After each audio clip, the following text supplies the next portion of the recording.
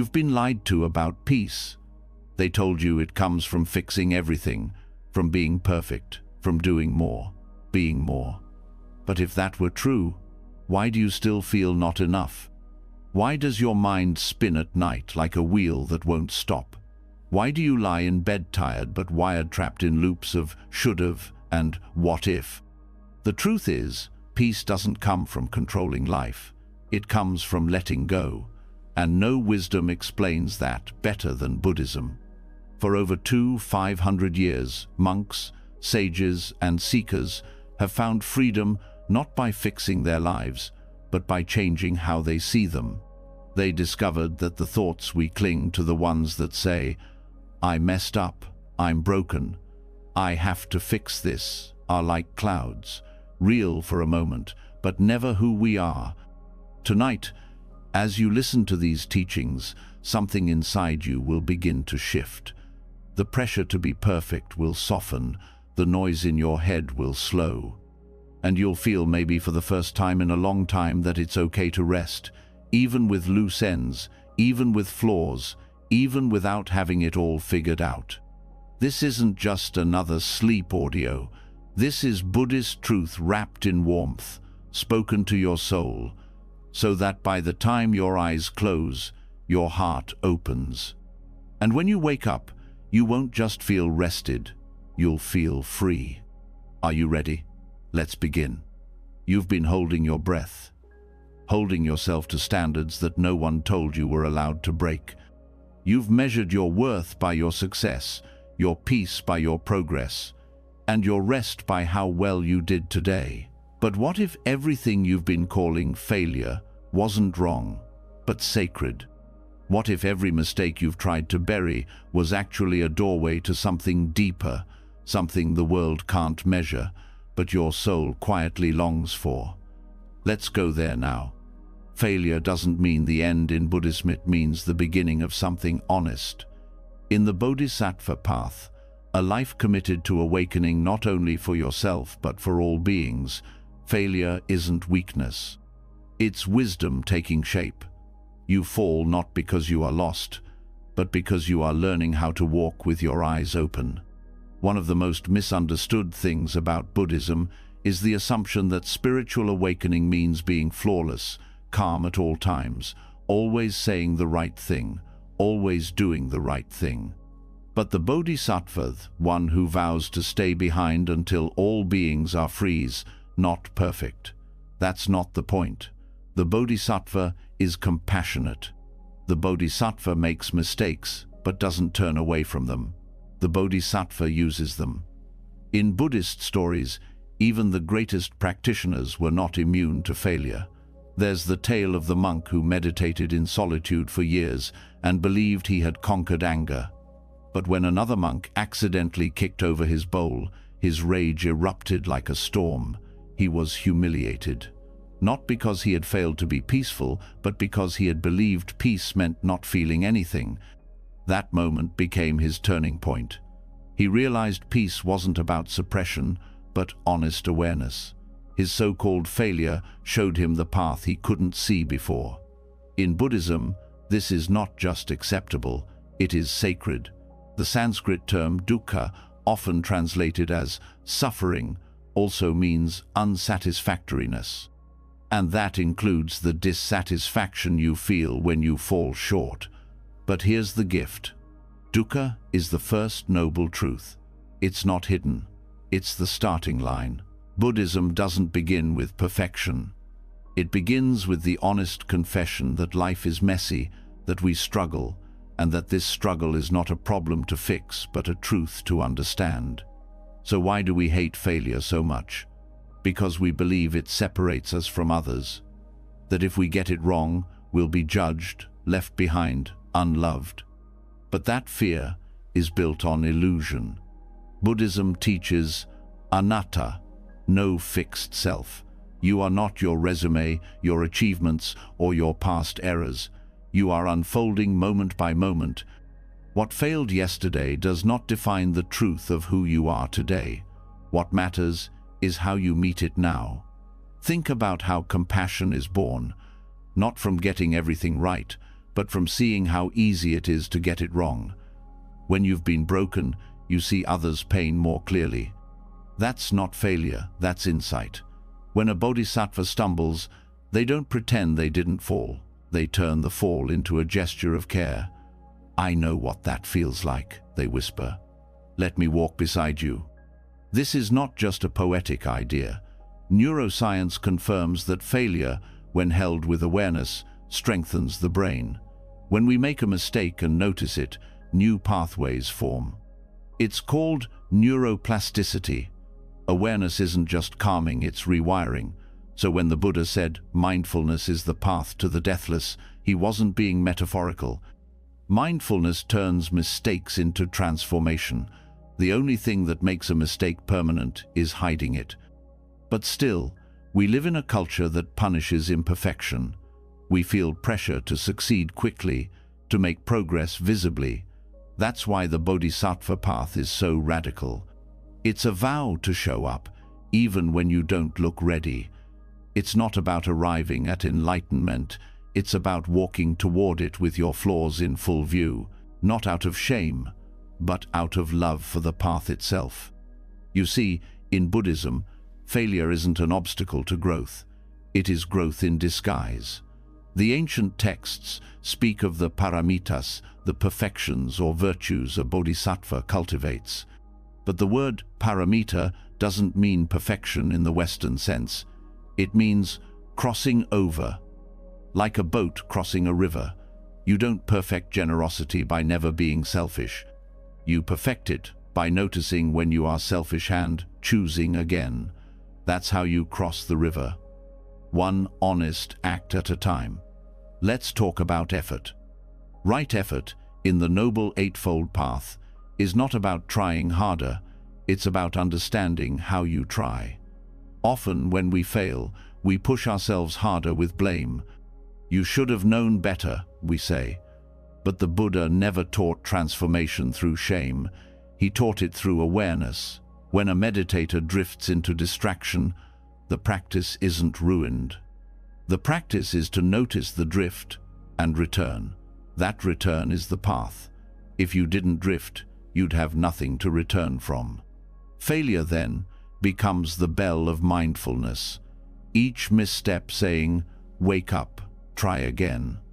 There's a story of a student who kept falling asleep in meditation. He told the Buddha, ashamed. The Buddha didn't scold him. He offered 3 gentle questions. Are you eating enough? Are you sleeping at night? Are you being kind to yourself? That's the tone of Buddhist practice, no judgment, but care. Failure isn't punished, it's held. And when we speak of awakening, we're not talking about becoming a perfect version of yourself. We're talking about seeing things clearly, even your failures, especially your failures. When you see clearly, you stop trying to hide, you stop wearing masks, you stop needing to appear spiritual, you become real. Real is the only place awakening lives. This is why Buddhism places such deep importance on humility, not as self-deprecation, but as truthfulness. When you stop pretending to be more enlightened than you are, you make room for learning. And not just for yourself, for others too. Your humility makes you trustworthy. It tells others they can bring their whole selves forward, not just the polished parts. Failure also teaches patience, real patience. Not the kind where you tap your foot waiting for things to improve, but the kind where you settle in, stay present, and trust the process 7 when it's slow. In the Bodhisattva path, there's no rush. You take vows that may take lifetimes to fulfill, and still you walk. One act of love, one breath, one return. There's power in that kind of commitment. A power that doesn't need to prove itself. A power that isn't afraid of falling down because it knows it will rise again. The Bodhisattva path is not a ladder you climb. It's a circle you keep widening every mistake, every moment of doubt, becoming part of the offering. And maybe the most beautiful part, failure connects you to others. When you stop pretending to have it all together, you become a bridge. Others look at you and think, If they can keep going with all that, maybe I can too. That's how compassion spreads, not from showing people your strength, but from showing them your humanity. Even the Buddha didn't begin as the Buddha. He started as Siddhartha, confused prince who abandoned everything to find peace. He made mistakes. He starved himself almost to death. He tried extremes. He failed to find answers in the ways he was taught. But every failure broke something false until only truth remained. That's the gift of noble failure. It breaks what never belonged to you in the first place. The pride, the perfectionism, the masks. What's left is tender, honest, real. That's what enlightenment looks like. Not perfection, presence. So tonight, if your mind tries to remind you of every mistake you made, today gently say, thank you. Those mistakes are your teachers. Those regrets are already softening into lessons. You are not broken. You are breaking open. And in Buddhism, that's not the end of your journey. It's the most sacred beginning. And so the journey continues. If failure is sacred ground, then what follows after the fall matters even more. Because after the breaking comes the question, what now? Do we hide the cracks? Do we pretend they never happened? Or do we dare to see them, really see them as part of something whole, something meaningful? The answer lies in an old art form that holds more wisdom than words ever could. In Zen tradition, there is a practice called kintsugi, art of repairing broken pottery with gold. Instead of hiding the damage, the cracks are honored, traced with care, and made more beautiful than before. A broken bowl does not return to what it was. It becomes something else, something that holds its story with pride. This is not just about objects, it is about the heart. Emotional scars, often buried and silenced, are the very places where transformation can live. Zen does not ask you to be unbroken. It asks you to meet your wounds with full presence, to stop waiting until you're healed enough to live fully. The golden lines don't appear after you fix yourself. They appear when you allow your pain to be seen. When we apply this to the mind, something radical happens. We stop chasing the illusion of being untouched by life. We begin to ask, what would it mean if my anxiety, my heartbreak, my grief were not stains to scrub out, but textures to honor? Zen does not see emotional pain as a failure.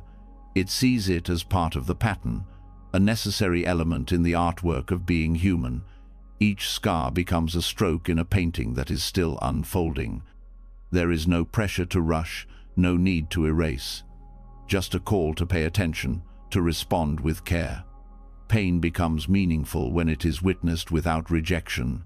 Kintsugi of the mind begins here not in fixing, but in staying. To stay with the ache without numbing it. To stay with the memory without rewriting it. To stay with yourself, even when it hurts. Especially when it hurts. That is the beginning of gold. In Zen, beauty is found in irregularity. The word wabi-sabi reflects this. It means appreciating the imperfect, the transient, the incomplete. This isn't just about aesthetics, it's about how we live. Most people have been taught to chase the flawless, a flawless body, a flawless past, flawless control. But this search exhausts the soul. Zen invites you to drop it, to let softness replace striving, to let your unevenness be part of your humanity. This is not passive resignation, it's deep seeing. It means when anger rises, you don't deny it, you bow to it, you learn from its fire. When sadness shows up, you don't drown in it, but you also don't shove it away. You sit beside it and listen.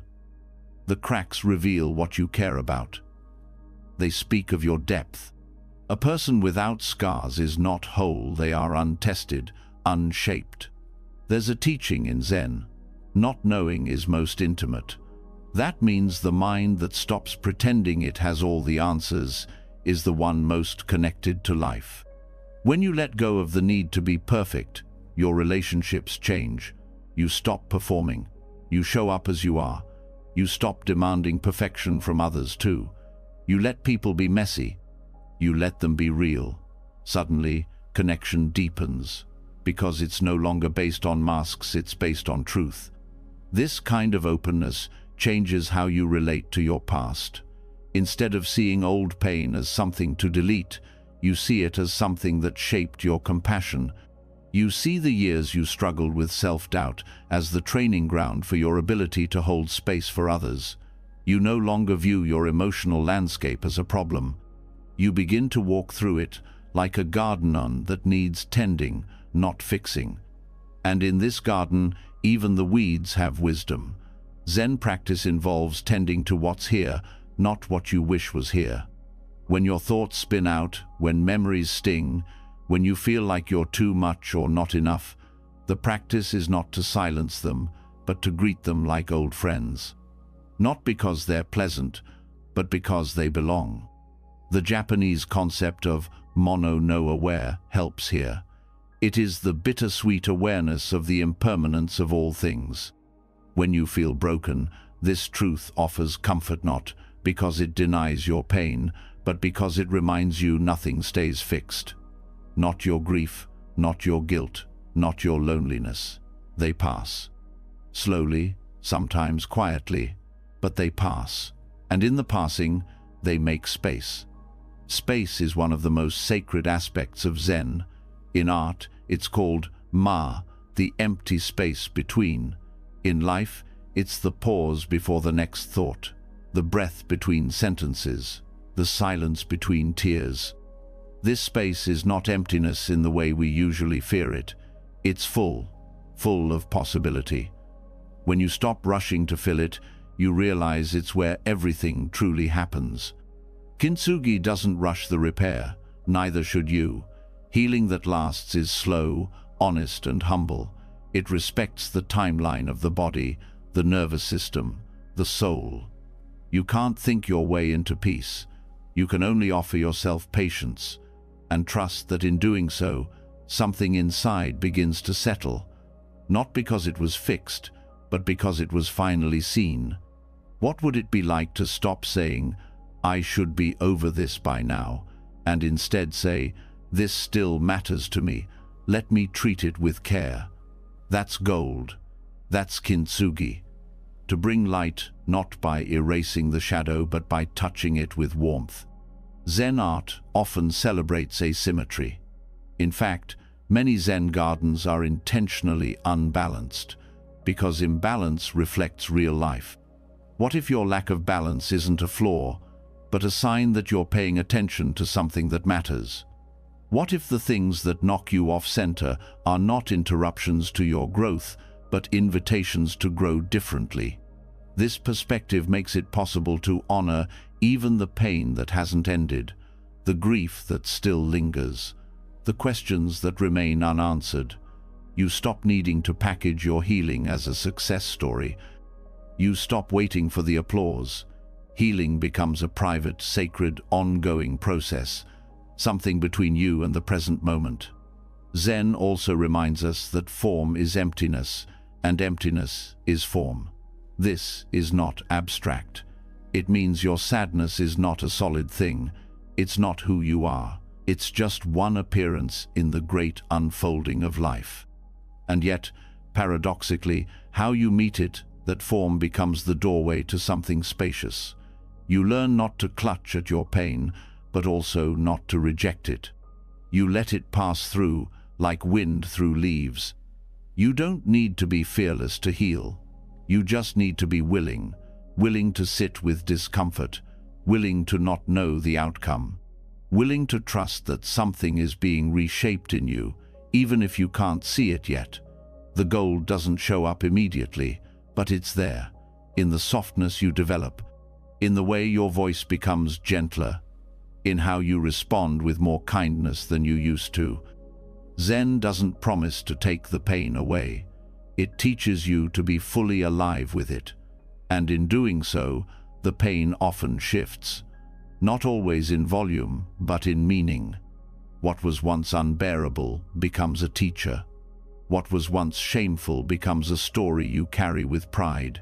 You begin to understand that scars aren't meant to disappear, they're meant to shine. Even when you feel stuck, even when you think you've made no progress, the practice is still working, the gold is still forming. Some days, your only job is to stay present, to notice your breath, to remind yourself that this moment matters, not because it's perfect, but because it's true. Zen calls us back to what is real, not to ideas of who we should be, but to the heart that beats, the lungs that breathe, the mind that learns to rest. It's not about being enlightened, it's about being honest. And honesty with yourself is the beginning of all transformation. There will be days when the cracks feel too wide, when you wish you could go back to before, but before doesn't exist anymore, and that's okay, because what's forming now is not a return to who you were. It's the birth of someone wiser, more tender, more whole.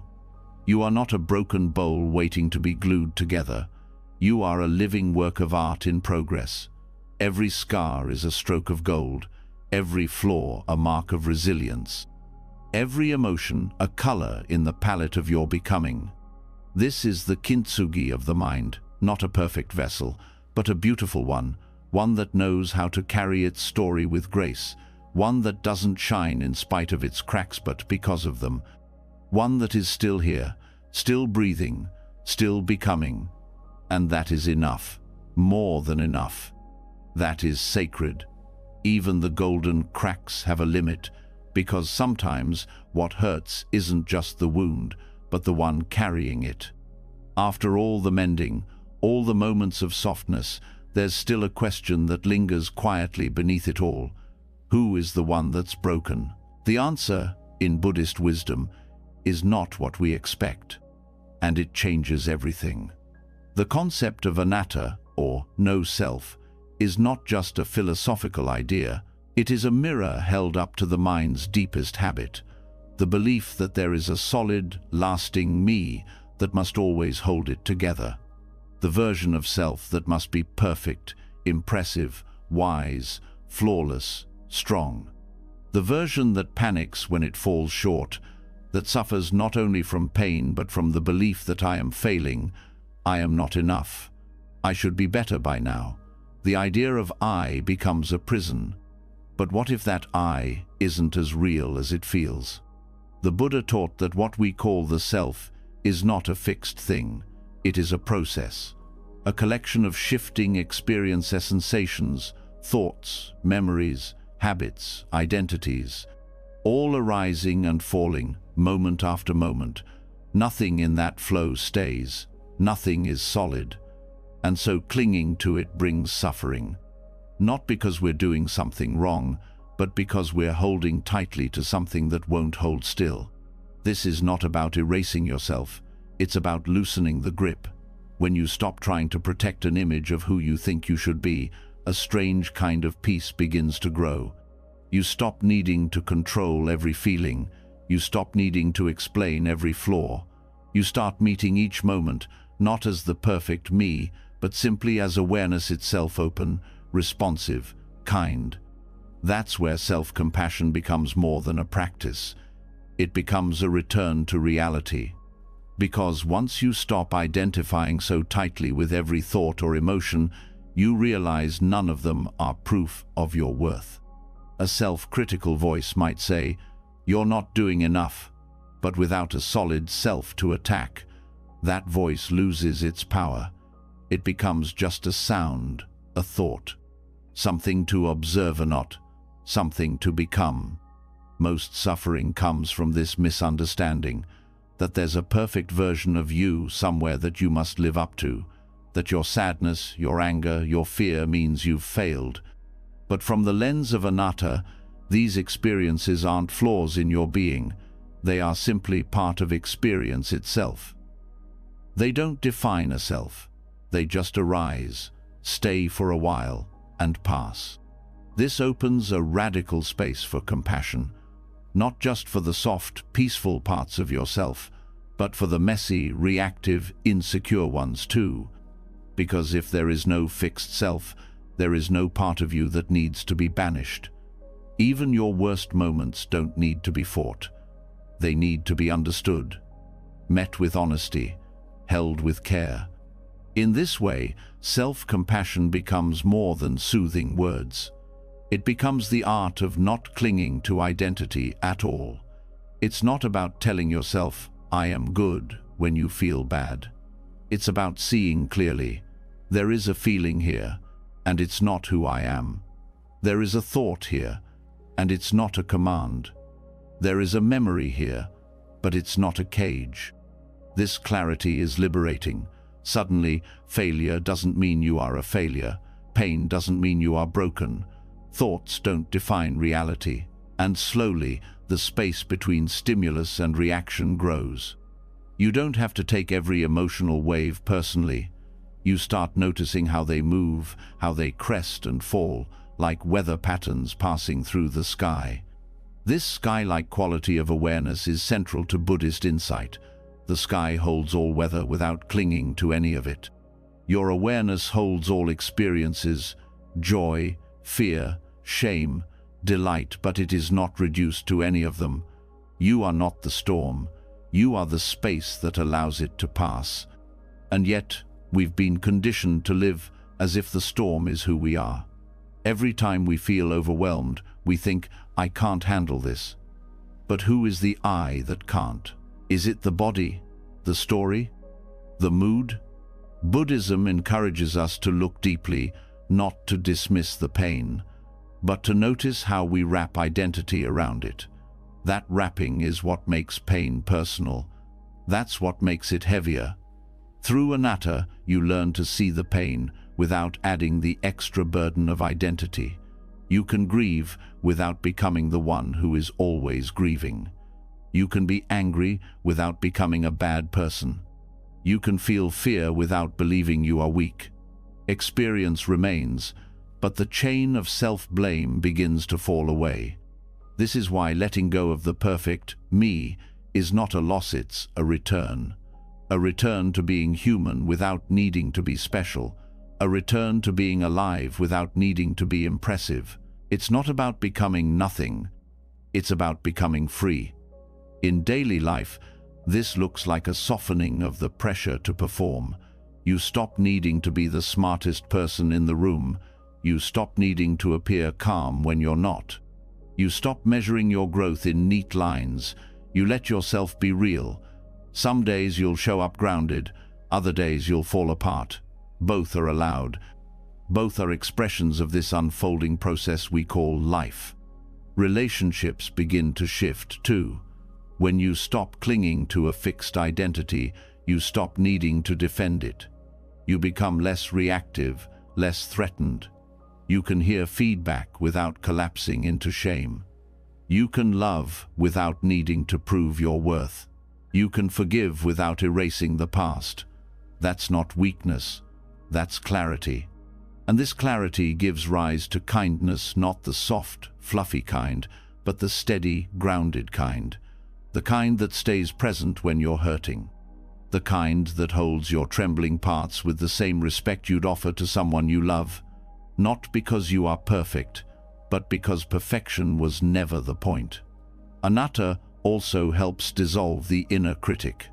That voice that says, "Why aren't you over this yet?" Or, "Everyone else has it figured out." When you remember there is no solid you to judge, the critic's story falls apart. Its power comes from the illusion of a permanent self. When that illusion fades, all that's left is a voice. And voices can be met with care. They don't need to be obeyed. This is the essence of freedom, not the absence of difficulty, but the absence of clinging. You still feel what you feel. You still face hard days, but you stop gripping them as proof of who you are. You meet each moment freshly, without dragging the past into it. You let yourself change, moment by moment, as all things do. And in that change, there is room for growth that doesn't rely on pressure. You begin to rest more deeply, not because you earned it, but because you no longer need to prove yourself worthy of it.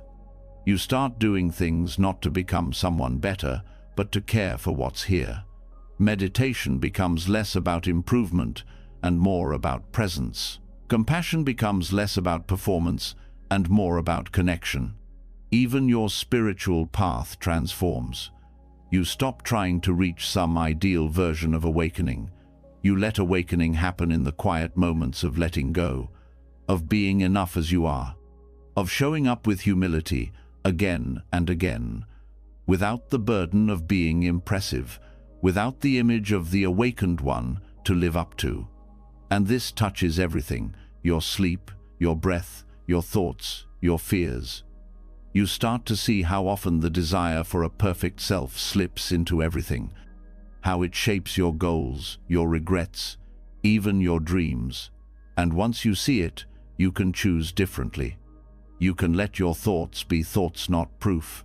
You can let your emotions be waves, not walls. You can let your past be part of your story, not your sentence. You can walk through life not as someone trying to maintain an identity, but as someone alive to each moment's truth. This is what anatta offers. Not emptiness in the way we fear, but space. Spaciousness to move, to breathe, to change. Space to forgive yourself for being human. Space to live without always editing yourself. Space to rest without permission. Space to begin again without needing to erase what came before. Because when you stop clinging to who you think you should be, something else begins to shine through. Not a better version of you, just presence, just awareness, just the simple, quiet dignity of being here. And that's enough. It always was. When you've let go of who you thought you had to be, something inside softens. But life doesn't always follow that softness. It moves quickly. It surprises. It aches. One moment you're calm, the next you're spinning. Even after the identity fades, even after self-compassion settles in, storms still come. And when they do, the question is not how to escape, but how to stay upright within them. This is where equanimity begins, not as detachment, not as cold distance, but as the deepest kind of balance. In Buddhist teachings, this balance is known as upekkha mind, that remains steady in the middle of the shifting world. Not because it shuts out pain or blocks emotion, but because it sees clearly without being pulled apart by what it sees.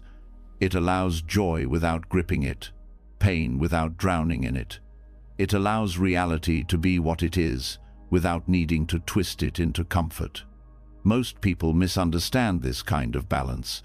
They think it means not feeling, but upekkha is not numbness. It is the exact opposite. It is full presence without collapse. It's what happens when you can touch grief and not be taken under by it.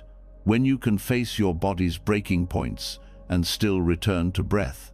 When you can sit with fear and not flinch away from it or call it wrong. It's emotional clarity, born not from control, but from wisdom. That wisdom comes from seeing the truth of change, that no feeling stays. That every wave, no matter how strong, eventually meets the shore. Upekkha arises when you stop clinging to how things were or how they should be, and start staying with how they are. And this becomes especially powerful when you feel broken physically, emotionally, spiritually, because brokenness tempts you to give up. It whispers that the balance is gone for good. But upekkha teaches you how to stay even then, especially then. The core of this staying is not found in effort, but in understanding. You begin to notice that reactions come and go, that even overwhelm has a rhythm, that your mind, left untangled, knows how to return to center. The practice is not about suppressing the storm, it's about not believing you are the storm. You are the one watching it pass. That shift from identification to observationis, not just mental, it changes your nervous system. When you meet pain without tightening, when you meet chaos without rejecting it, your body learns safety again. You don't need to fix the chaos to find peace. You need to relate to it differently. That difference is what breaks the cycle of reactivity. Upekkha also brings freedom from emotional perfectionism. It gives you permission to feel what you feel without being owned by it. Some days, you'll feel balanced. Other days, your voice might tremble, your thoughts might race. Equanimity doesn't judge that. It simply says, stay present, stay open, let the waves come, let them pass. This open quality makes space for others, too. When you meet your own chaos with steadiness, you stop demanding others be calm for your comfort. You begin to hold space for their storms without trying to fix them. You offer quiet presence instead of pressure. This changes relationships. It creates trust. Because people sense when you're not afraid of their pain. They feel safer being real around you. And in moments of physical struggle, when the body aches, when illness comes, when energy disappears, Upekkha becomes a companion.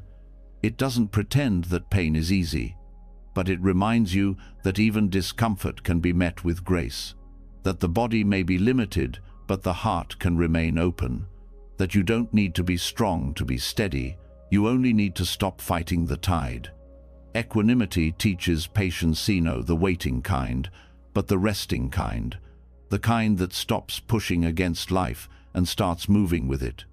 You don't have to fix everything to find your ground.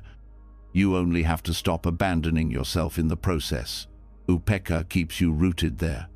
That rooting is not rigid, it's flexible, like a tree in the wind, strong but yielding, grounded but not stiff. When thoughts pull you in every direction, when emotions rise like fire, Upekkha doesn't try to extinguish them. It watches, it breathes, it remembers. This too is part of the practice. And this remembering shifts your focus. Instead of asking, how do I make this stop? You begin asking, how can I stay with this more kindly? That single question can change your entire experience. It brings compassion into the center of your struggle. It removes blame. It dissolves shame. And it makes space for peace, even when peace seems far away. That space is what makes Upekkha different from detachment. It doesn't cut you off. It connects you deeper. But it changes how you connect. You are no longer pulled around by every wave of emotion. You are no longer desperate for control. You let things be what they are, and in doing so, you become available to what's real. In moments of loss, this availability matters. When grief rips through your chest, when plans fall apart, when someone you love leaves, you don't need empty comfort. You need grounding, a place to land. Upekkha becomes that landing. It whispers, you don't have to run. It holds space for heartbreak without panic. And over time, the heart begins to trust that it can survive what it once thought it couldn't. This kind of balance is not a final state. It's a practice, a path, something you return to again and again every time the world shakes you. Every time your own thoughts try to convince you that you are too much or not enough. You pause, you breathe, you remember, this is not a flaw. This is a moment, and moments shift. Equanimity also gives you freedom from extremes. You no longer swing wildly between hope and despair, success and failure, praise and blame. You stop chasing the high and fearing the low. You start noticing what's beneath both. That stillness, that awareness, that quiet knowing that doesn't change with the weather. This stability is not born from ignoring pain. It's born from knowing that pain is not the whole story, that there is more to you than this moment, that what feels unbearable now may become the soil of something wiser later, and that you don't need to see the outcome to stay present for the unfolding. And when you feel like giving up, equanimity doesn't shame you. It simply stays. That's what makes it so powerful. It's not the loud force that pulls you back up. It's the silent strength that says, I'm here, no matter what. I don't need you to be better. I just need you to stay. That staying is sacred. In a world obsessed with fixing, with progress, with outcomes, choosing to remain present with imperfection is revolutionary. To not escape your discomfort, but breathe with it. To not chase relief, but make space for what's true. That's the kind of strength that changes you. It doesn't look like much from the outside. A slow breath, a relaxed jaw, a choice to respond instead of react. But inside, it is everything. It is the shift from war to peace, from struggle to space, from fear to knowing that you can survive even this. Upekkha doesn't make your life neat. It makes your mind steady, so that no matter how messy things get, you remain here, awake, present, grounded, not because it's easy, but because it's true. Because even in chaos, there is something in you that knows how to return. And that knowing is not far away. It's here now, beneath the noise, beneath the story, beneath the broken pieces, waiting for you to remember. This is what it means to be whole. Not unshaken, but unafraid to shake. Not invincible, but fully alive. And that is more than enough. Balance isn't the end, it's a doorway. Because even when the mind steadies, even when the breath returns, there's something deeper asking to be met. The pain that still lingers. The shame that quietly hides. The parts of yourself you've tried to ignore, bury, or silence. You've learned how to sit with chaos. Now it's time to look directly into what you've called ugly. Not to fix it, but to finally understand why it matters. Buddhist teachings never promised a path that bypasses pain. In fact, they lead us straight into it, not to suffer for the sake of suffering, but because the truth lives there. One of the clearest metaphors in the Dharma is the lotus flower. It blooms in mud, not in clean water. The richer the soil in darkness, the more brilliant the blossom. That image isn't poetic fluff. It's a teaching about where awakening really begins. Awakening doesn't start in moments of perfection. It doesn't come after everything is healed or resolved. It begins in the exact places you wish it wouldn't, in the failures, the regrets, the awkward memories you flinch away from. The muddy parts of life are not detours on the path. They are the path. This changes how we relate to discomfort. Most of the time, when emotional pain arises, resentment, grief, jealousy, confusion, we label it as wrong. We try to push it away or cover it up with spiritual language. But the practice is not about feeling good. It's about being real. It's about turning toward the places that feel raw and asking, what's underneath this? And often, what you find is not weakness. It's the seed of something meaningful. Every painful emotion carries information. Anger may reveal your boundaries. Sadness might point to something that matters deeply. Guilt could be a signal that your actions are misaligned with your values. These feelings are not flaws. They are entry points. Messengers that something within you wants to be seen and integrated. But to hear that message, you have to stop treating your inner world like something to be managed. You have to stop performing healing and start embodying it. That means letting the tears come. That means admitting what hurts. That means telling the truth even when it doesn't sound wise, spiritual, or peaceful. In Buddhist practice, there's a term for this deep honesty, sakha, meaning truthfulness. Truthfulness is not limited to words. It's the act of seeing what is without embellishment, without denial. To see your pain without hiding from it. To name your fear without judgment. To hold your contradictions without needing to resolve them. That is truth.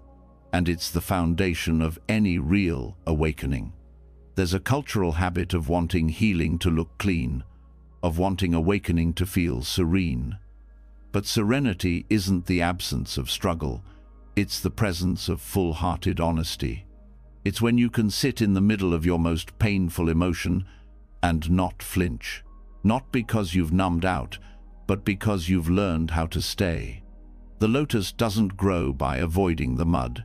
It draws nutrients from it, just like your practice draws strength from what you've survived. Your trauma, your loneliness, your failure, they aren't obstacles to spiritual life. They're what shape your understanding. They're what soften your heart. They're what deepen your compassion for others who are still lost in their own pain. And that compassion isn't something you perform. It arises naturally when you stop needing to be better than anyone else. When you stop pretending you've figured it out. When you start meeting people not from your polished self, but from your broken open self. That's where real connection begins. Not in shared success, but in shared humanity. There's a Zen saying, "No mud, no lotus." It's not a slogan, it's a warning and a comfort. If you skip the mud, you skip the growth. If you run from the parts of yourself that ache, you will never know what they were trying to teach you. And they were always trying to teach you something. They weren't there to punish you. They were there to lead you home. And home, in this path, doesn't look like endless peace or eternal joy. It looks like presence. It looks like being able to sit with your history, your scars, your flaws, and still breathe. Still open your heart. Still care. That is awakening, not the end of difficulty, but the beginning of not being afraid of it anymore. That fearlessness doesn't arrive in one moment. It builds slowly, through 1,000 choices to stay. To stay when you feel unworthy. To stay when everything inside you wants to run. To stay with the parts of your life you've called a mistake and ask, what did this show me? You won't always get a clear answer, but asking the question itself brings light into the dark. In Buddhism, light is not something outside of you. It's the clarity that comes when you stop covering things up, when you let the rawness speak, when you let pain have a voice, not as your identity, but as your guide. Even the Buddha faced the mud. Before awakening, he sat under the Bodhi tree and faced Marathi tempter, the embodiment of fear, doubt, and illusion. Mara wasn't defeated by force. He was met with presence. The Buddha simply said, "I see you." That seeing is what transformed the moment. Not denial, not resistance. Recognition. You are asked to do the same, not to fight your darkness, but to stop hiding from it, to look it in the eye and say, "You don't define me, but I won't reject you either." That's not weakness. That's spiritual maturity. And that maturity is not loud. It doesn't always look wise from the outside. Sometimes it looks like crying on the floor. Sometimes it looks like canceling your plans because your nervous system is frayed. Sometimes it looks like pausing in the middle of an argument and saying, "I'm overwhelmed. I need a moment." That's not failure. That's awareness. When you allow space for your raw experience, something unexpected happens. Shame begins to loosen. You stop believing you're the only one who feels this way. You stop believing that if people saw your brokenness, they'd walk away.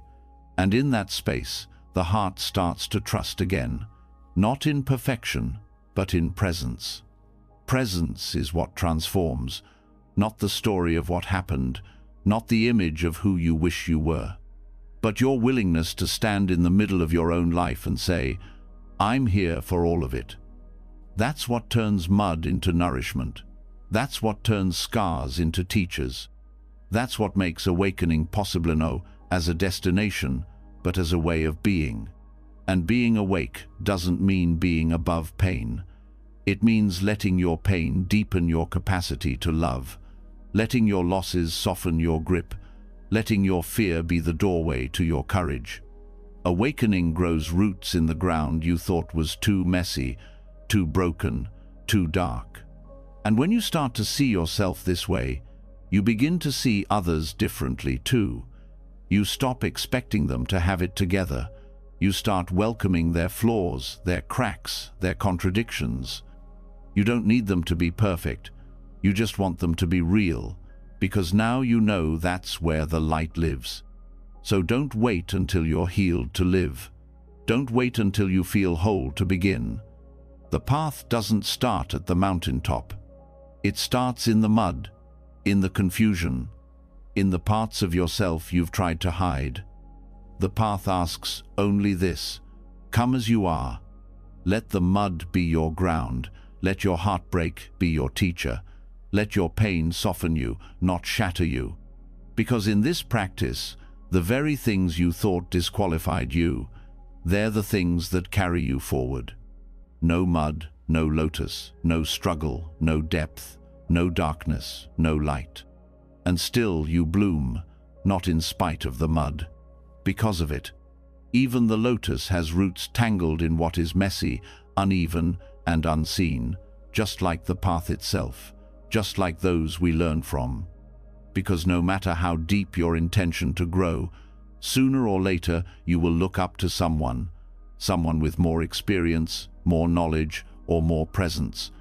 And then, one day, you'll see a flaw, a contradiction, a shadow, something they did or didn't do that shakes your trust. That moment matters, not because it breaks the journey, but because it shows you what it's really made of. The idea of a perfect teacher has followed spiritual seekers for centuries. There's comfort in thinking someone has already found all the answers, that they've reached a place where confusion ends, pain stops, and clarity never wavers. But Buddhism never asked you to idolize anyone. The Buddha himself warned against blind devotion. He didn't ask to be worshipped. He asked to be questioned, tested, understood through your own direct experience. When you see someone as flawless, you build an image, you attach meaning to their presence, you place your hope into their words. And then, when the image cracks, you feel betrayed. Not always because of what they did, but because of what you projected. That's not your fault. It's a human instinct to want someone to hold the light steady for you. But the truth is, even those who teach can stumble. And if your peace depends on their perfection, it was never steady to begin with. That doesn't mean teachers don't matter. They do, deeply. A good teacher can open your mind, soften your heart, and show you corners of the path you might never reach alone. But that value doesn't require them to be spotless. It requires them to be honest, and it requires you to relate to them with clarity instead of fantasy. Learning from an imperfect teacher means practicing discernment. It means looking beyond charisma and eloquence to see what's actually being transmitted. It means noticing not just what they say, but how they live, how they treat others, how they hold discomfort, how they respond to criticism. Not to judge them, but to ground yourself, so that you don't confuse power with wisdom, so that you don't trade your integrity for their approval. Sometimes, a teacher offers a beautiful teaching, but fails to embody it fully. That gap can feel disorienting. You hear truth in their words, but see contradiction in their behavior. In that space, cynicism often grows. You might feel disappointed, even betrayed. But before you abandon the path entirely, pause. Ask what the teaching gave you, separate from who delivered it. Wisdom is still wisdom even if spoken by someone who hasn't mastered it yet. This is where maturity in practice begins to grow, when you can receive value from someone without needing to idealize them, when you can appreciate what was offered without excusing harm, when you can stay grounded in your own values, even when others waver in theirs. Buddhist tradition includes many stories of flawed masters, teachers with tempers, blind spots, pride. But instead of erasing those stories, the tradition often keeps them visible, because they teach something essential. The path is not about becoming perfect. It's about waking up to what is real. Sometimes, what is real includes contradiction. Sometimes, it includes repair. That repair is part of your practice too. If a teacher disappoints you, notice what it stirs in you. Do you feel shame for having trusted them? Anger at yourself? confusion about what's true. Don't rush to escape those feelings. Stay with them. They are part of the learning. They reveal what you placed on the teacher and what you might still be avoiding in yourself. Projection is powerful. We often assign to spiritual leaders qualities we feel disconnected from. If they seem peaceful, we assume they never feel rage. If they speak clearly, we assume they never doubt. But these are illusions. No one escapes being human, not even those who have meditated for decades or worn robes their entire lives. What matters is not that they never fall, but how they show up after they do. In your own practice, you'll stumble too. You'll say things you regret. You'll make choices from fear. You'll act in ways that contradict what you believe. If you expect teachers to rise above all of that, you might start believing you're unfit for the path when you make your own mistakes.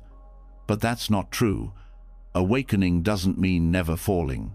It means seeing clearly when you don't, returning with honesty. That return is where your power lives.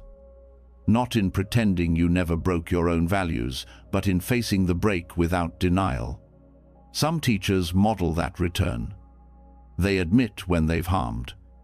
They step back. They listen. They apologize. That doesn't erase what happened, but it shows that humility and growth are always possible, and that's a teaching in itself. When a teacher refuses accountability, when they hide behind their position or silence those who question them, that's not awakening. That's fear disguised as certainty. It's okay to step away from that. It's okay to question the lineage, the system, or the structure that allowed harm. Buddhism invites inquiry. It doesn't demand silence. But don't let disappointment become your identity. Don't let betrayal become your compass. Hold your experience fully, then decide what you want to carry forward, what you keep, what you release. Let your relationship to teachers evolve as your understanding deepens. Some will guide you for a season. Some will walk beside you for life. Some will teach you through failure more than success. And sometimes, the most unexpected people offer the clearest reflections. A child asking an honest question. A friend naming what you didn't want to hear. A stranger's kindness that softens your grip. The Dharma lives beyond titles, beyond robes, beyond credentials. The moment you see clearly, that's the teaching. You don't need to wait for someone else to validate your progress. You don't need to be chosen by a master to walk the path. The Buddha taught that you are your own refuge, that your clarity matters, that your sincerity is enough. Teachers can help profoundly, but you must walk, you must choose. And when you do, remember that everyone you meet is on their own version of this journey. Even those who seem far ahead may be working through shadows you can't see. Even those who stumble might carry light in ways they don't recognize. Wisdom and brokenness often live side by side. The question is whether you're willing to stay present for both. Staying present doesn't mean tolerating harm. It means responding with awareness. It means speaking up when something's wrong, not from anger but from alignment. It means honoring your own limits. It means trusting your gut when something feels off. That trust is part of the path too. And so is compassion for your teachers, for their humanness, for your own projections, for the part of you that wanted someone else to carry the burden of truth. That part isn't foolish, it's tender. It wants safety, it wants certainty, but the path doesn't offer certainty, it offers presence, and presence is enough. Presence allows you to hold complexity, to see the beauty in a teaching, even if the teacher fell short, to receive the value without excusing the harm, to name the truth without collapsing into bitterness. This balance takes time, it takes practice, but it creates depth. The deepest teachers are often the ones who never ask to be seen as perfect. They point you back to your own experience. They celebrate your insight. They aren't afraid of your questions. They don't compete for control. They remind you that this path belongs to no one person. It belongs to truth itself. And truth is alive, breathing, moving through every experience, even the ones that hurt, especially the ones that hurt. That's how you learn what wisdom really feels like. Not just when everything is harmonious, but when things get messy, and you keep showing up anyway. You can walk with teachers, you can walk without them, you can outgrow some, you can return to others. But through it all, the path is yours. Not because you've mastered it, but because you're still walking, still learning, still listening not just to voices outside, but to the quiet knowing inside that says, this is your way, stay with it. Even when you're disillusioned, even when you feel lost, even when those you looked up to let you down, the Dharma doesn't disappear. It lives in your breath, in your choices, in your courage to begin again. You don't need a perfect guide. You need your own honesty. You need your willingness to learn from every unloading the ones who disappointed you, including yourself. Because if awakening depends on only the flawless, no one would reach it. But it doesn't. It depends on truth. And truth is still here. So are you. Even as you learn to walk the path without idols, something quieter remains. Not the teacher's flaws, but your own disappointment. The sting of disillusionment doesn't vanish when you step into wisdom. Sometimes it deepens, turning inward. You start to notice a deeper discomfort beneath everything, a quiet ache that doesn't come from being wronged, but from wanting things to be different. That ache, Buddhism calls dukkha. It is the most honest part of the human experience, and it holds the key to understanding why perfection hurts so much. Dukkha is often translated as suffering, but its meaning goes further. It points to the friction between life as it is and life as we want it to be. It shows up when something doesn't go according to plan, but also when it does and still doesn't feel like enough. It shows up when you lose something and when you cling so tightly that even what you have begins to feel fragile. Dukkha is not punishment. It's not a flaw in you. It is the tension created when you resist reality. At the heart of that resistance is perfection. Not always the dramatic kind. Sometimes it's subtly quiet belief that you should be more patient, more successful, more at peace by now. A standard you carry like a shadow. You may not call it perfection. You may just think of it as responsibility or discipline or self-improvement. But it functions the same way. It creates pressure. It creates comparison. It creates suffering. Buddhist teachings don't ask you to get rid of dukkha. They ask you to see it. Because when you turn toward that tightness, the urge to be better, the pain of not being enough, you start to see the attachment underneath. The grasping for a version of yourself, or others, or life, that matches a story in your mind. And the moment you see that grasping clearly, you open a new door, not toward more effort, but toward letting go. Letting go doesn't mean giving up. It means loosening your grip on how things should be, so you can meet them as they are. The shoulds are often invisible, passed down by family, culture, teachers, even your own ideals. They live inside your language, words like, I must, I always, I never, I can't be like that. Each phrase becomes a mirror, showing you what you're unwilling to accept. And acceptance here is not passive, it's powerful. It's the only thing strong enough to interrupt the cycle of suffering. Because when you accept that something is imperfect, you stop demanding that it conform to your ideas. You stop exhausting yourself in the pursuit of what can't be held, and slowly the pressure begins to dissolve. This pressure exists everywhere. It shows up when you meditate and expect a certain result. It shows up when you compare your growth to someone else's. It shows up when you want to be calm, but rage appears instead. And every time it does, it tells you a lie that there's something wrong with your experience, something to correct, something to fix before you can rest. But Buddhism turns that upside down. It teaches that dukkha is not an interruption to your peace. It is the signal that you are clinging to an ideal that isn't real. In that way, suffering becomes a teacher, a mirror. It shows you what you believe about worth, control, and identity, not as judgment, but as invitation. The invitation is to pause and look honestly. Where are you still trying to be perfect? Where are you still measuring yourself against a standard that isn't kind? Where are you waiting for conditions to be right before you let yourself feel peace? Sometimes the belief in perfection is so deep, you don't notice it until it breaks.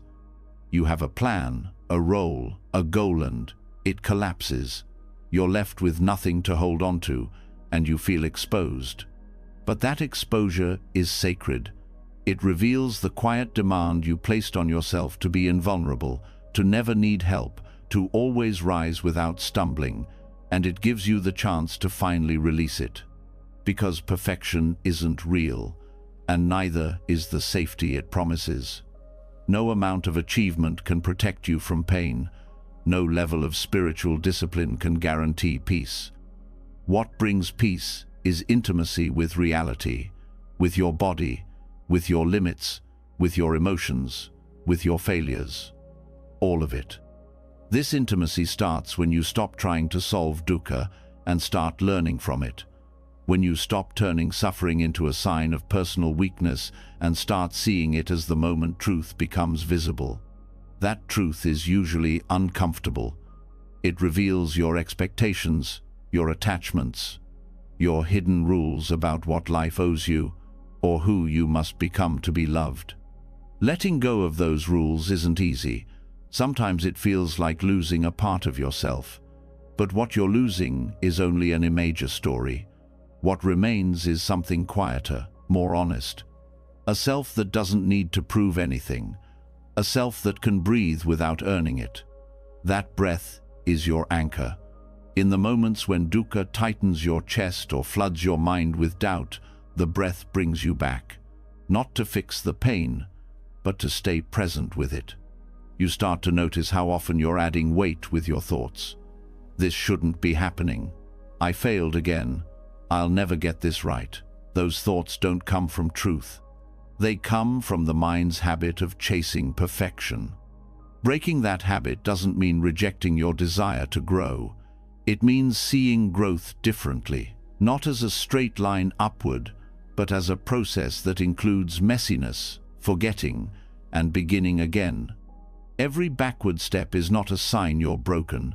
It's a reminder that even imperfection can hold wisdom. That wisdom includes knowing how to rest. Perfection never lets you rest. It tells you there's always something to improve, that even your rest should be productive, that even your healing should be efficient. But rest is resistance. It's a way of saying, I am already enough, even now, even like this. This enoughness is the heart of liberation. The Buddha taught that suffering ends not when life becomes flawless, but when the mind stops clinging. When the mind sees that all things are impermanent, conditioned, and not self, it softens. It stops fighting change. It stops trying to control what can't be held. And what follows is not apathy, it's tenderness. When you stop demanding perfection from yourself, you become more gentle with others. You stop needing them to act a certain way to make you feel okay. You stop blaming them for not living up to your ideals. You let them be human too. That's how compassion deepens, not from effort, but from understanding. Understanding that everyone suffers, that everyone carries a story of not being enough, that most people are clinging to something they believe will save them. And when you see that clearly, your heart opens. You begin to care not because it's your duty, but because you recognize yourself in them. This recognition is the beginning of community. True community. Not one built on shared beliefs or goals, but on shared imperfection, shared humanity. When suffering is no longer hidden, it becomes the thread that connects instead of divides. And that connection helps you remember, you don't have to carry this alone. The path was never meant to be walked in isolation. Your dukkha is not a private shame. It's a part of the human condition, one that everyone navigates, whether they speak about it or not. So speak gently, to yourself, to others. Speak as if everyone is holding something fragile, because they are. And when you forget, when you fall back into chasing perfection, return to the breath. Return to what's here, this moment, this body, this breath. That's where freedom lives. Not in having no pain, but in no longer fearing it. Not in achieving control, but in releasing the need for it. Not in erasing dukkha, but in learning to see it clearly. Dukkha is not your enemy. It's not a failure. It's not a flaw to cover up. It's a mirror, one that reflects your deepest attachments, your silent hopes, your buried fears. And when you're ready to really look, you start to see what lies beneath all of it. Not a broken person, not a failed version of who you should have been, but a whole being learning how to live without clinging. And that is the beginning of peace. The mirror of suffering reveals more than pain. It reveals habit, the ways you respond before you even know you're responding, the thoughts that show up on repeat, always whispering the same messages. The actions you take without thinking, not because you chose them, but because they were carved into you by years of repetition. These grooves of mind and behavior aren't just patterns, they're imprints. In Buddhist psychology, they're called samskaras, and they shape the cycle of samsara, endless turning of craving, aversion, and confusion that keeps suffering alive. Samskaras are not punishments, they are residues, formed by the way you meet each moment, formed by the way you've met countless moments before now. They don't begin with dramatic events. Often, they begin quietly. A thought not examined, a feeling pushed away, a reaction repeated so often it becomes automatic. And once that happens, the mind moves toward it without effort, like water flowing in a familiar channel. That channel deepens with use. Each time you respond from fear, the fear feels more natural. Each time you judge yourself, the judgment feels more real. This is how samsara is sustained, not by external suffering alone, but by internal loops that reinforce themselves. Thought becomes belief. Belief becomes identity. Identity shapes how you act. Action deepens the imprint. The cycle continues. But what if those same loops could be used to wake up? That's where the practice begins to shift. When you stop seeing your flaws as fixed and start seeing them as patterns. Patterns are not who you are. They're what the mind does when it forgets its freedom. And if they were formed through repetition, they can be softened the same way, not all at once, but gradually, not by force, but by new choices made again and again. In Indian Buddhist psychology, transformation happens not by erasing samskaras, but by purifying them, bringing awareness into their depth. This awareness doesn't judge, it watches. It studies the conditions that gave birth to the pattern. It asks what this habit was trying to protect. Often, the mind clings to what once offered safety, even if it now causes harm. The same anger that distances others may have once shielded you from vulnerability.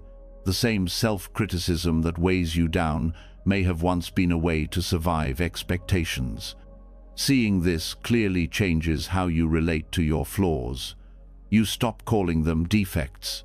You start calling them adaptations, not because they're helpful now, but because they made sense once. And when the pattern is seen with compassion, something softens. The urge to punish yourself begins to loosen. The possibility of change begins to open. Modern neuroscience confirms this. The brain is plastic, not fixed. Neural pathways can change, but they don't change through intensity. They change through gentle repetition. A new response, practiced slowly and consistently, creates a new groove, and the old one weakens not because it's fought, but because it's no longer fed. This means that imperfect living, the times when you catch yourself repeating the same reaction, the same fear, the same withdrawal, is not failure.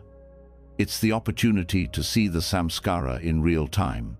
And when you see it, you have a chance to respond differently, maybe not perfectly, but even a small shift begins a new path.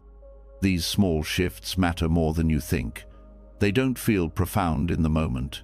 A breath before reacting, a pause before speaking, a moment of kindness toward yourself after falling into the same habit again. These choices feel insignificant compared to the weight of the past. But over time, they reshape the internal world. They teach the nervous system that safety doesn't always require defense, that love doesn't always require perfection. And in that teaching, samsara begins to crack, not with force, but with awareness, not with a single insight, but with many quiet recognitions. This is the truth that ancient Buddhist psychology shares with modern science, that healing is cumulative, that transformation comes not from pushing harder, but from staying with what is, over and over again. Imperfect living becomes the ground for this kind of change, because when you try to control every experience, you stay trapped in the old grooves. But when you let yourself be real, messy, reactive, inconsistent, you bring the patterns into the light, and only what is seen can be understood. Only what is understood can be shifted. So, every time you repeat an old behavior with awareness, you're already changing it. Even if the behavior doesn't stop yet, the awareness itself is the interruption. It says, I see this, and that seeing is powerful, because samskaras thrive in the dark. Awareness brings light. Light doesn't always erase the pattern, but it brings choice. Choice is what transforms samsara, because the cycle depends on reactivity. It depends on you forgetting you have a choice. When you remember, the loop weakens. You may still feel the urge, but you're no longer lost in it. Some habits run deep, shaped by childhood, shaped by trauma, shaped by years of believing you had no other option. Those habits deserve patience. They deserve compassion. They are not undone by force. They are unwound slowly, like a knot, each layer met with kindness, each layer offering a story you had forgotten you were still carrying. That story matters, not so you can hold on to it, but so you can see how it shaped you, so you can thank what once protected you and let it rest, so you can make space for a new way of being, one that doesn't require the same defenses, one that lets you act from presence instead of memory.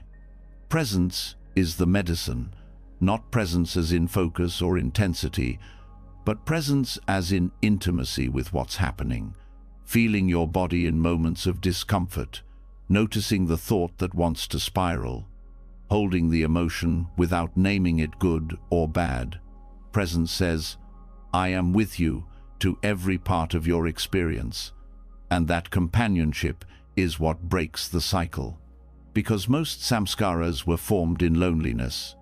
In moments when you had to hold pain by yourself, the body remembers that isolation. The mind repeats it. But the practice of staying brings in something new. It brings connection. It brings the message, you don't have to go through this the same way anymore. And slowly, you begin to trust that. You begin to act differently, not because the old pattern is gone, but because you're no longer afraid of it. You don't need to control it. You just need to meet it. Again and again. With breath, with softness, with willingness. This willingness is the core of the path. The willingness to live imperfectly, to fall back into habit and still choose to return. To know that perfection was never the goal, freedom was. And freedom comes not from never repeating old pain, but from relating to it with new eyes. These new eyes come from practice, from your willingness to begin again, to face what you'd rather avoid, to forgive what once defined you, to touch the past not with blame, but with curiosity. That curiosity opens the mind. It makes space for questions. What am I believing right now? What am I avoiding? What does this pattern ask of me, and what else could I offer instead? You don't have to answer perfectly. The act of asking is enough, because it shifts the mind from reactivity to reflection. It pauses the loop, and in that pause, a new pathway opens. That's how samsara becomes samskara, and how samskara becomes a path to freedom. The very patterns that once caused suffering become the places where wisdom grows, not because they were ever good, but because they are now seen, held, transformed through attention. Attention that does not reject, that does not demand speed, that does not shame you for having habits you didn't choose. Attention that says, you are allowed to learn slowly. You are allowed to change without perfection. That permission is powerful. It creates the safety that the old patterns never had. It tells your nervous system, you don't have to defend against life anymore. You can be here. You can trust what's unfolding, even when it's uncertain, even when the old pull still tugs at you. You will forget. You will repeat. You will fall into the same story, sometimes many times. But now you know how to return. And that return is the real practice. It is the path through samsara. It is the transformation of samskara. It is not a quick fix. It is a slow remembering. And every time you remember, the mind changes, the pattern softens, the loop weakens. You reclaim your agency, not by becoming perfect, but by being awake within the imperfection. That is how change happens. That is how freedom begins. Even the deepest patterns can shift when they're met with presence. You begin to see that what once felt permanent is only the echo of something that didn't know it was allowed to change. But there's another layer waiting, one that lives outside your personal history, beyond the self, beyond the mind. It's not about habits. It's about how the world sees you and how you see others. The places society has trained you to look away from, the people it told you don't matter, the parts of life called useless, impure, or broken. The Buddha never looked away. In fact, he walked straight toward what others rejected. In early Buddhist texts, the Buddha did not surround himself only with the learned or the powerful. He didn't seek the company of kings or scholars to validate his wisdom. He sought truth wherever it revealed itself, and often it revealed itself in the people the world called untouchable. Beggars, thieves, outcasts, those with visible illness or hidden shame. He saw them not as a burden to be avoided, but as beings worthy of presence, worthy of teaching, worthy of liberation. The story of Sunita, a low-caste street sweeper, offers one of the clearest examples. In his culture, Sunita was considered impure simply by birth. He lived on the edge of society, unseen and avoided. Yet when the Buddha saw him, he didn't step aside. He didn't offer pity. He offered ordination. He offered the robe. And Sunita became a monk, respected, practiced, and fully awakened. The transformation wasn't just his, it was a radical statement. Holiness is not confined to status. It does not follow hierarchy. It rises from truth. This truth challenges the core of how worth is usually measured. The world is quick to label people based on appearance, income, or usefulness. It praises those who produce, who conform, who shine. But sacredness, in the Buddhist sense, is not something earned. It is recognized. It is already present in every being, even when covered by dirt, disease, or despair. That recognition is a practice. It takes effort to unlearn the conditioned reflex to judge, to stop evaluating people based on their speech, clothing, behavior, or what they can give you, and to begin seeing beyond the surface. Buddhist practice invites this not a passive tolerance, but an active respect. an honoring of the sacred in every life, no matter how broken it appears to be. The Buddha's actions were not symbolic. He sat with those who were dying in the street. He touched those others would not touch. He spoke to those considered too low to even make eye contact. He didn't need them to improve first. He didn't wait for them to earn his compassion. He gave it freely, without hesitation, without moral calculation, because he saw what was underneath. What he saw was Buddha nature, the innate capacity for awakening present in all beings. This is not an abstract idea. It's a shift in perception. It means that even the person society forgets is no less capable of transformation than the one society glorifies. That the potential for wisdom is not based on education or status, but on presence, on the willingness to see clearly. And yet, many people still carry the belief that they are too far gone, that their suffering disqualifies them from spiritual growth, that their mistakes or trauma make them impure. That awakening is for those with clean records and quiet minds. But this is not the Dharma. The Dharma does not ask you to erase your past. It asks you to meet it fully and to walk forward anyway. The discarded parts of society reflect the discarded parts within yourself, the ones you've labeled unworthy, the emotions you silence, the memories you hide, the stories you don't want others to know. But if the Buddha could walk toward the leper and see a being capable of liberation, then perhaps you can walk toward your own inner outcasts and offer the same. This isn't sentimental, it's rigorous. It asks you to look closely at how you relate to those who make you uncomfortable. Do you turn away from the homeless person on the street? Do you flinch at the sight of someone who acts unpredictably? Do you judge someone for how little they seem to contribute? These reactions aren't wrong. They're learned, but they can be unlearned. To see the sacred in the discarded, you must slow down. You must listen beyond appearances. You must soften your certainty about who deserves your attention. You must be willing to be changed by what you encounter. This isn't about saviorism. It's not about fixing anyone. It's about meeting them as equals on the path. Fellow travelers, fellow humans. Modern systems often build worth around productivity. If someone can't work, can't contribute, or can't participate the way society expects, they're often pushed aside. But Buddhist teachings do not follow that logic. They see dignity in existence itself, in breath, in awareness, in presence. You don't have to do anything to deserve respect. You are already worthy of care. This teaching goes both ways. When you begin to treat others with this kind of reverence, you also begin to treat yourself differently. The parts of you that don't perform well, the parts that don't know how to respond, the parts that have failed again and again, you stop trying to erase them. You start honoring their place in your story.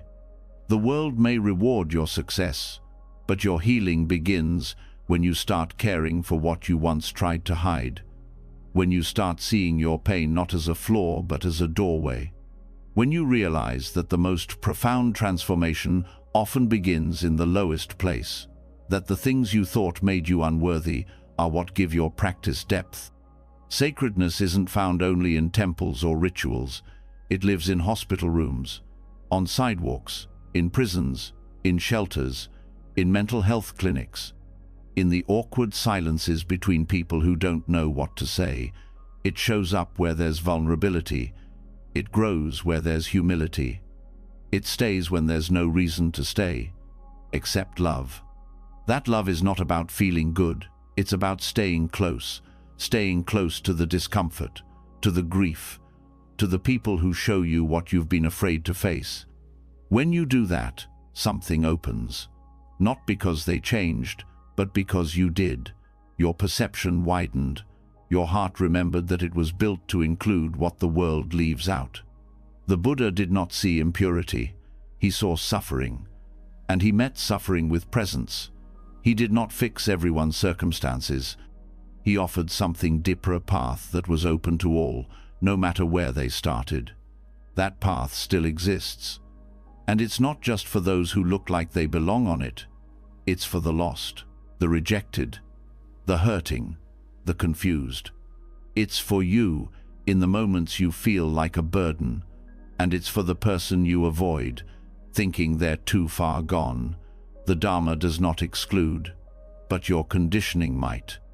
And that's why this teaching matters, because it asks you to question your reflexes, to examine your biases, to turn toward what you've been taught, to reject and find the sacred waiting there. Every time you choose presence over prejudice, you walk the path more fully. Every time you see someone as more than their appearance, their behavior, their story, you strengthen your capacity for awakening. Because awakening is not a personal achievement, it's a collective remembering that no one is beyond dignity, that no one is separate from truth. That includes you, especially when you feel discarded by life, when you're exhausted, unseen, or stuck, when your contributions feel small or invisible. You are not outside the circle. You are the circle. You carry the same light that shines in everyone else, even when it's hard to feel, even when it's buried under layers of pain. So, let this be the practice, to look where others don't, to listen where others rush, to care when it's inconvenient, to stay when it's uncomfortable, to see the sacred in what seems broken. Not because it's sentimental, but because it's true. You don't have to fix the world, but you can stop looking away from it. That is the beginning of compassion, and compassion is the beginning of everything. Seeing the sacred in what's forgotten reminds you that wholeness is not something to achieve, it's something to recognize in the places you once overlooked. But recognizing it is only the first step. The next step is giving from it. Not after you've cleaned yourself up, not after you've found peace or stability or certainty. The next step is giving anyway. Because in Buddhism, generosity dana was never meant to come only from abundance. It was always meant to come from the heart, even when the heart feels incomplete. You don't have to wait until you have more to offer. That's one of the oldest myths. You're taught to believe generosity should flow from fullness, that you should give only when you're steady, secure, healed. But that belief delays the practice of giving until some imagined future, and that future often never comes. Real generosity starts now, right where you are tired, unsure, grieving, confused. Not because it's about performance, but because it's about connection. Dana, at its root, is not a transaction, it's a release. It is the letting go of something you've called mine for the benefit of someone else. This doesn't have to be money or things. It can be time, attention, a kind word, a listening presence, a gesture of care that costs you something, not in a damaging way, but in a way that invites you out of self-protection and into mutual presence. The power of dana lies in the willingness to give even when something feels unresolved, to speak a truth even when your voice shakes, to offer care even when you're still learning how to care for yourself. That's not recklessness, that's courage. That's the courage to be generous without needing to appear perfect first. This kind of giving breaks the pattern of withholding. Withholding doesn't always come from greed. Often, it comes from fear. Fear of not having enough. Fear of being depleted. Fear of being judged. But dana, when practiced from the heart, invites a new relationship to fear. It doesn't pretend fear isn't there. It simply doesn't let fear lead. You can give while afraid. You can give while uncertain. You can give without having it all figured out. That's part of the gift. The vulnerability itself becomes the offering. And people feel that. They feel when your presence is real. They feel when your generosity comes from your raw, honest self, not your polished one. Dana isn't always comfortable, Sometimes it stretches you. Sometimes it confronts your ideas about worth. You might think, I'm not ready to give, or what I have isn't enough, or someone else could do this better. But those thoughts are part of the practice. They reveal where your giving is still tied to self-image, where it's still entangled with the need to be seen a certain way. Letting go of that need opens something deeper. You start giving not to prove your goodness, but to express your aliveness. Not to control the outcome, but to share what's real. Sometimes what's real is imperfect. It's messy, it's flawed, and still, it's worth giving. Giving in this way changes how you relate to your limitations. Instead of waiting to outgrow them, you begin including them in the act of generosity. You say, I don't have everything together, but I'm here. I don't know what to say, but I'm listening. I'm struggling, but I still want to help. That honesty is a gift in itself. In Buddhist tradition, the merit of a gift isn't measured by how much is given, it's measured by the heart behind it. A tiny act done with full presence can hold more power than a grand gesture done with ego. This is why dana is considered the first perfection in the paramitasthi, foundational qualities of a bodhisattva. It's not because giving is easy, it's because giving opens the path. Dana teaches you to loosen your grip, to let go not just of objects, but of control, of identity, of the idea that you must be whole before you serve. Every time you offer something, you step into the unknown. You don't know how it will be received. You don't know what will come next. And still, you give. That is a form of awakening. This awakening is not dramatic. It's quiet. It lives in small moments, offering a seat, making a meal, checking in with someone even when you feel exhausted, speaking kindly when you don't have to.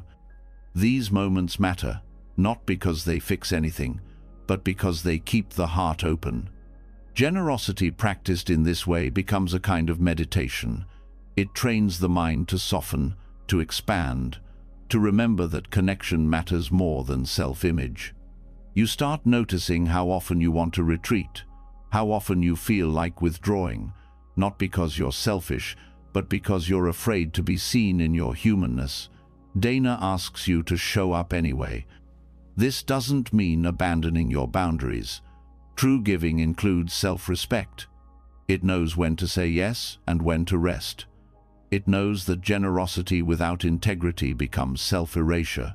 But it also knows that waiting to feel fully ready is often just resistance in disguise. Sometimes, the act of giving is what reveals your strength. You don't discover readiness by waiting for it. You discover it by stepping in, trembling and true. That step becomes the teaching, not just for the one receiving, but for you. It shows you that generosity isn't about having everything. It's about being present enough to share what you do have. Even when what you have is pain, it can be shared. Not as a burden, but as truth. Offering your story, your silence, your confusion can be a form of dana. Because in doing so, you create space for others to be real too. You create room for people to exhale.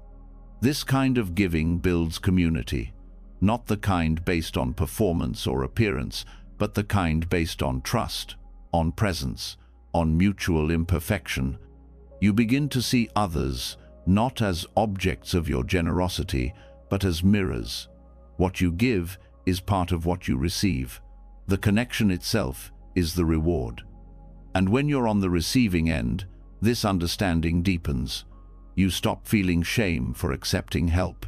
You stop measuring your worth by how much you give. You begin to see generosity as a shared flow. Sometimes you give, sometimes you receive. Both are sacred. Both require humility. Both teach you how to stay open. Generosity, in this sense, is not about fixing others. It's about letting yourself be moved. Moved by suffering. Moved by beauty. Moved by the simple truth that life is shared. When you respond from that place, your giving is no longer about identity, it's about love. And love, in Buddhist practice, is not sentimental. It is fierce. Fierce in its willingness to show up. Fierce in its honesty. Fierce in its refusal to wait until conditions are perfect. Love gives because it must, not out of guilt, but out of freedom. That freedom grows with practice. With each act of giving, you let go a little more, of fear, of image, of control. You begin to see that your life, even in its incompleteness, is enough. Enough to offer, enough to share, enough to matter. So let dana be messy. Let it be uncertain. Let it be full of stops and starts. That's not failure. That's the path. A path walked by those who know that imperfection is not an obstacle, it's the doorway. And on the other side of that doorway is connection, not built from perfection, but from presence. And presence is always ready, even when you think you're not. Giving when you're not fully ready teaches you that presence, not perfection, is the offering. You discover how care can be shared, even from a place of uncertainty. But once the heart opens to this kind of generosity, another tension starts to rise that lives not in your feelings, but in your day, time, rhythm, plans that fall apart, routines that never hold the shape you need. You try to live with care and intention, yet the hours twist, the tasks scatter, and peace feels postponed. The practice asks a new kind of surrender now. Can you meet your life even when it doesn't follow your schedule? Zen points directly to this. It doesn't offer strategies to master time. It doesn't demand that every day be smooth. It asks a different question. What happens when your relationship with time is no longer based on control? What happens when the gaps, the breaks, the things you didn't finish or didn't start are allowed to be part of the path? So much of suffering comes not from what happens, but from the belief that it should have happened differently. You planned to wake early, but you didn't. You promised to stay present, but got distracted. You blocked out time to meditate, but the day unraveled. Each moment that diverges from the imagined structure becomes a reason to feel behind. And underneath that pressure lives a quiet story, that consistency equals worth, and routine equals virtue. Zen gently dissolves this belief. It does not glorify rigidity. It honors what's here. A key teaching in Zen is to be intimate with the moment.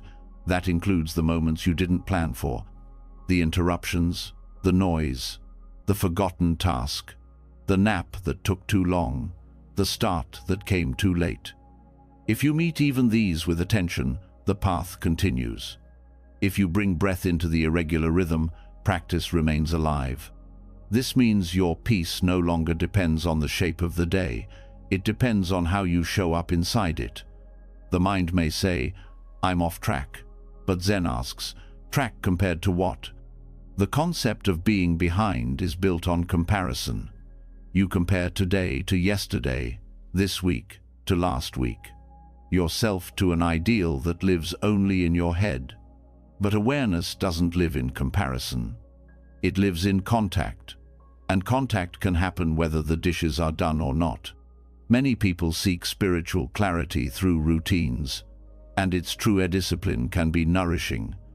Habits can steady the nervous system, shape intentions, support focus. But when routine becomes a measure of self-worth, it loses its heart. You start serving the structure instead of letting it serve you. You forget that presence doesn't require a perfect rhythm. It just requires your attention. Irregularity is not failure.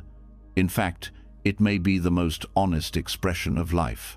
Seasons change, bodies shift, energy rises and falls. The breath is not even. The heart doesn't beat like a clock. When you expect your day to run like a machine, you reject the organic nature of existence. You turn yourself into a project instead of a person. Zen asks you to let the project drop. Letting it drop doesn't mean chaos. It means flexibility. It means learning to respond rather than react. When your morning plan breaks down, instead of spiraling into guilt or self-judgment, you pause. You breathe. You ask, what is needed now? Not, what did I fail to do? But, how can I return to presence now? That return is always available, even if the morning is gone, even if the day feels scattered, even if your to-do list stares back at you unfinished. Zen teaches that every moment is a new beginning. Every breath is the doorway back to now. You don't have to earn it. You don't have to catch up. You just have to come back. This shifts your relationship with time itself.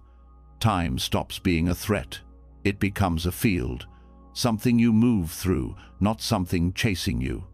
When you stop believing that productivity equals value, your time begins to soften. You begin to trust yourself again, not because you did everything, but because you're still here. And your presence matters more than your pace. This kind of presence requires honesty. It asks you to see where your plans come from. Are you scheduling your life from clarity or from pressure? Are your routines rooted in care or fear of falling behind? Do you rest when your body asks, or only when the calendar permits? These questions don't demand blame. They invite reflection. Reflection opens the door to a different kind of discipline, one that listens, one that adjusts, one that includes the unexpected as part of the design. You begin to build your days around presence, not control, around care, not perfection. You stop punishing yourself for being human. Even in spiritual practice, the need to stay on track can become a trap. You miss a meditation, and shame creeps in. You skip a journal entry, and self-doubt rises. But Zen teaches that every moment holds the full truth of the path. You don't fall behind because the path doesn't run forward. It unfolds where you are, even when you're late, even when you're tired. And in those tired moments, your practice might look different. Maybe your morning meditation becomes 2 breaths in the shower. Maybe your reflection happens in the car, eyes open, mind scattered, but heart still trying. That's not less than, that's real life meeting practice. That's where the path becomes embodied not in ideals, but in what actually happens. Zen values direct experience over concept. It doesn't ask, did you follow your schedule? It asks, were you awake for what happened?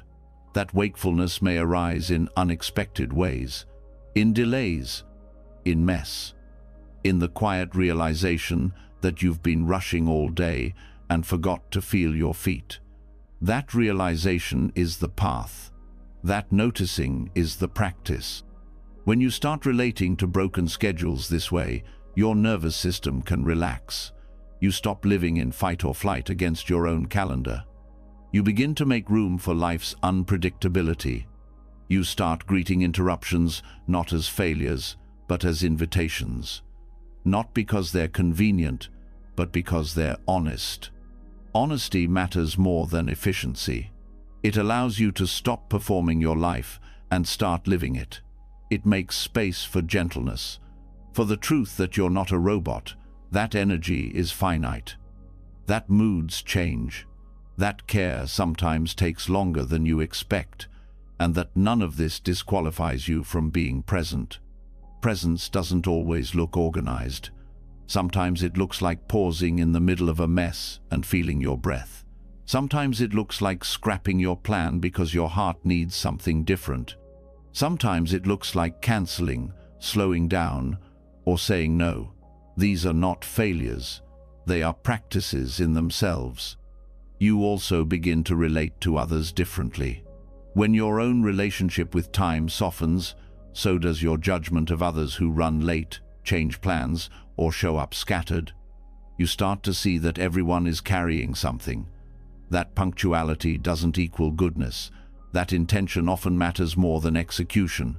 You offer others the grace you've started offering yourself. This grace creates space inside your day, space inside your body.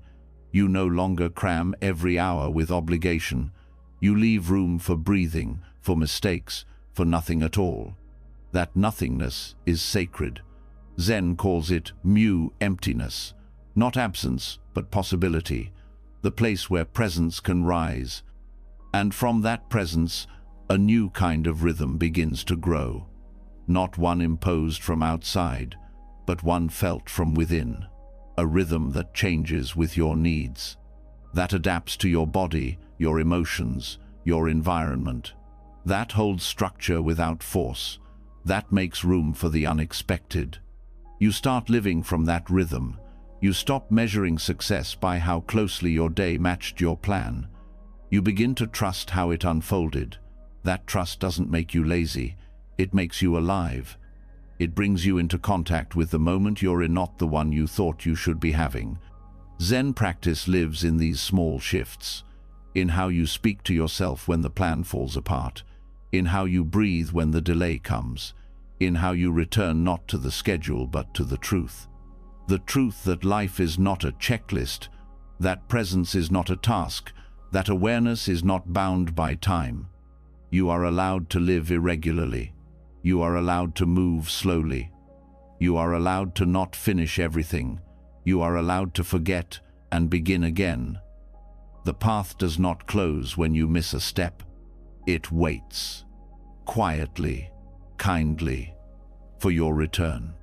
And every return is sacred. Every moment of remembering is enough. Because this life, in all its unpredictability, is not something to manage. It is something to meet, fully, imperfectly. Now, when the rhythm breaks and the schedule dissolves, something else becomes visible, something deeper than structure, quieter than intention.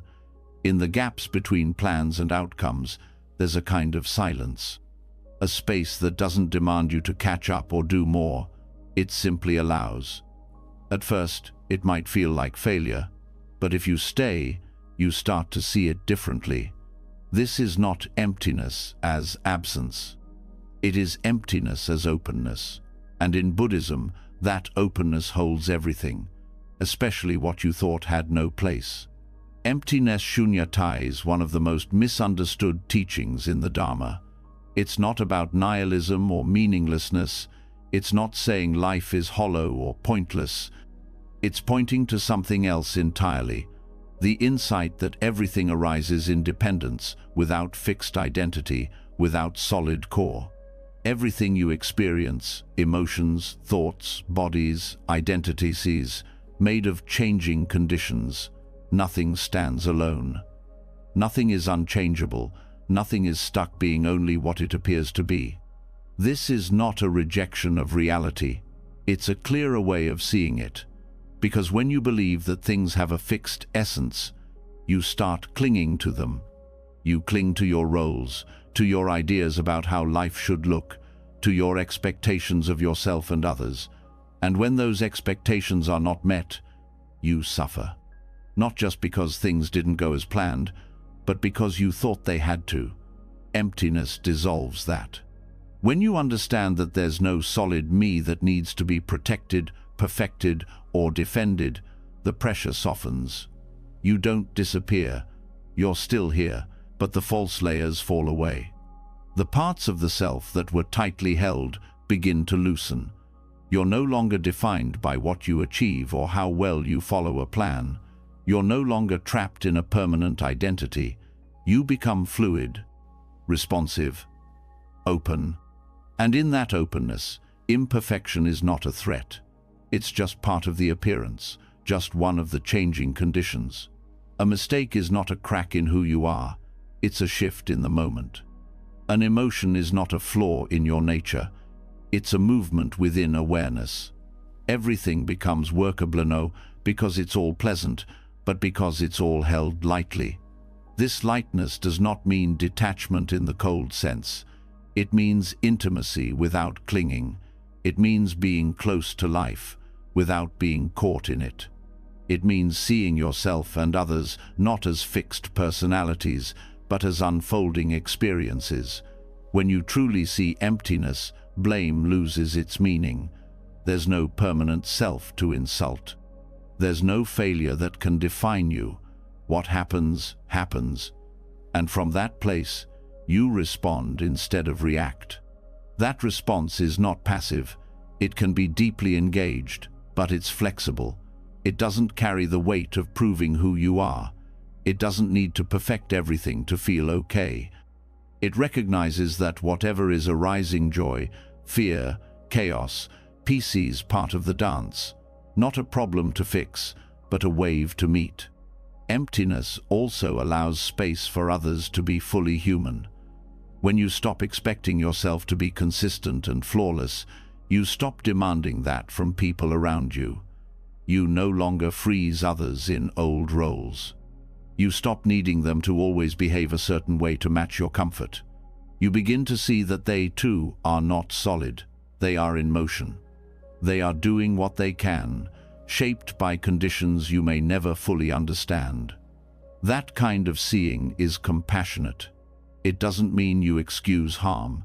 It doesn't mean you ignore truth. But you stop personalizing every disappointment. You stop making everything about you.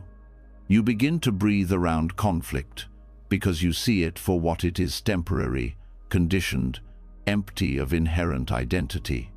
This view doesn't make pain disappear, but it removes the extra layers, the interpretations, the judgments, the stories that make pain heavier than it needs to be. When sadness arises, you let it. You don't have to label yourself as broken. When anger flares, you don't collapse into guilt. You feel it move, without gripping it or pushing it away. The experience doesn't stick to a fixed self, because that self is no longer your reference point. Without a reference point, you begin to trust the moment more than the mind's version of it. You stop needing things to go a certain way. You start meeting what's here, fully, gently, with room to change. And this is where the teaching becomes most alive. Because when there's room, everything can shift. Even the parts of you that seemed stuck forever. You may have lived with a story of being too emotional, too scattered, too anxious. You may have built your identity around what you think is wrong with you. But those traits are not your essence. They are not solid. They are not permanent. When seen through emptiness, they become workable. They become just another set of movements within experience. And in that seeing, freedom begins. Freedom doesn't mean you stop feeling. It means you stop identifying with every feeling. You stop assuming that what you feel is proof of who you are. You can be angry without being an angry person. You can be sad without being a failure. You can miss the mark without becoming the mistake. This kind of inner spaciousness is healing, not because it erases pain, but because it no longer traps you in it. You begin to act with more ease. You begin to make choices not from fear, but from connection. You start letting go of the need to define yourself with precision. You stop needing to be good enough all the time. You start living. Living from emptiness is not empty. It's full of possibility.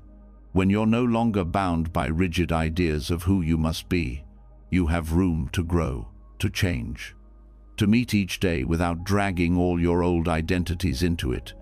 You become curious. You begin to relate to yourself as a process, not a product, a living question, not a fixed answer. This view changes your relationship to time. You stop trying to outrun the past. You stop fearing the future. You begin meeting each moment as it comes, with the understanding that it too is not fixed. What's painful now may ease. What feels stuck now may shift.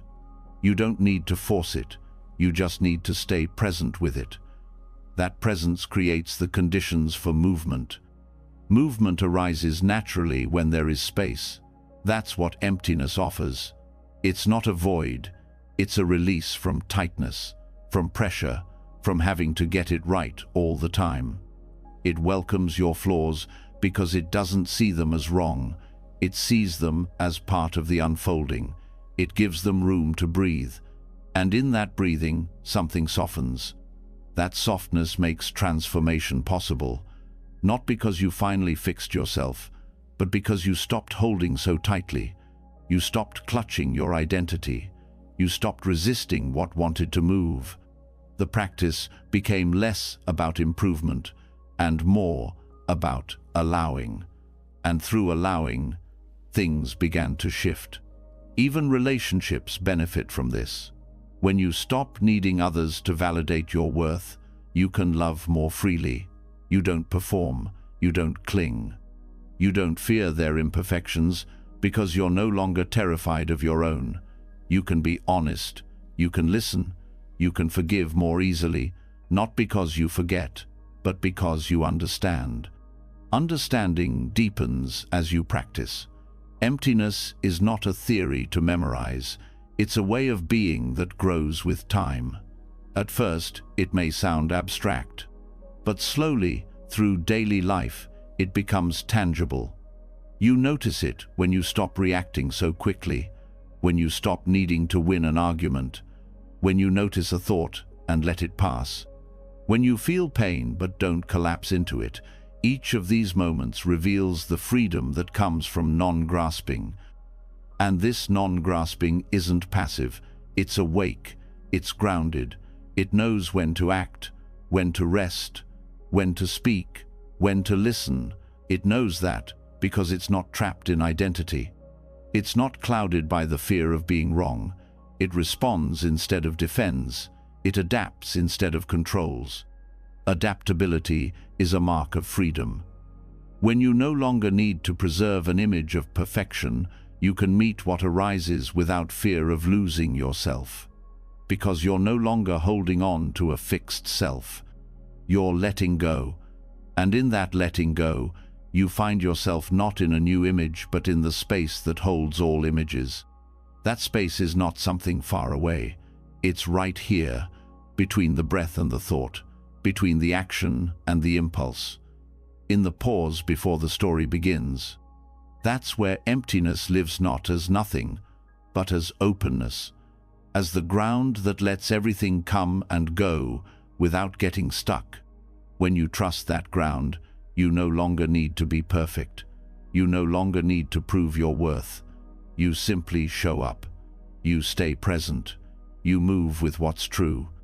And that movement becomes your practice. A practice that doesn't fear flaws. A life that doesn't require fixing. A presence that doesn't demand performance. Just breath, just awareness, just now. And in that now, everything belongs. When you no longer hold yourself together with perfection, something essential becomes clear.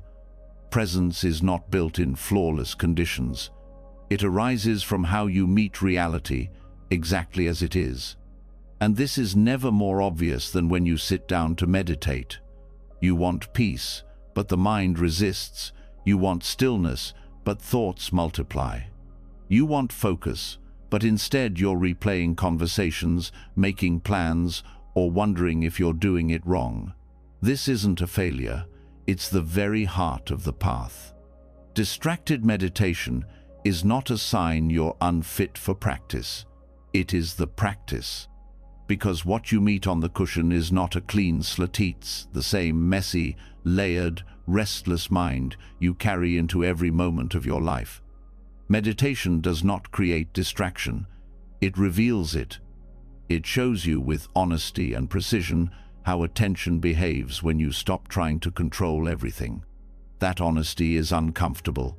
You may sit down expecting quiet and find noise. You may want insight and meet resistance. The breath disappears. The posture feels heavy. The thoughts spiral. But here's the truth. None of this is in the way. This is the way. Every time you notice distraction, you're waking up. Every time you remember the breath after forgetting, the path continues. The value of meditation is not found in constant concentration. It's found in the returning. The return is the heartbeat of practice. That gentle redirection, that moment of, oh, I've wandered, without judgment, without shame, just a breath, and back. You do this not once, but again and again.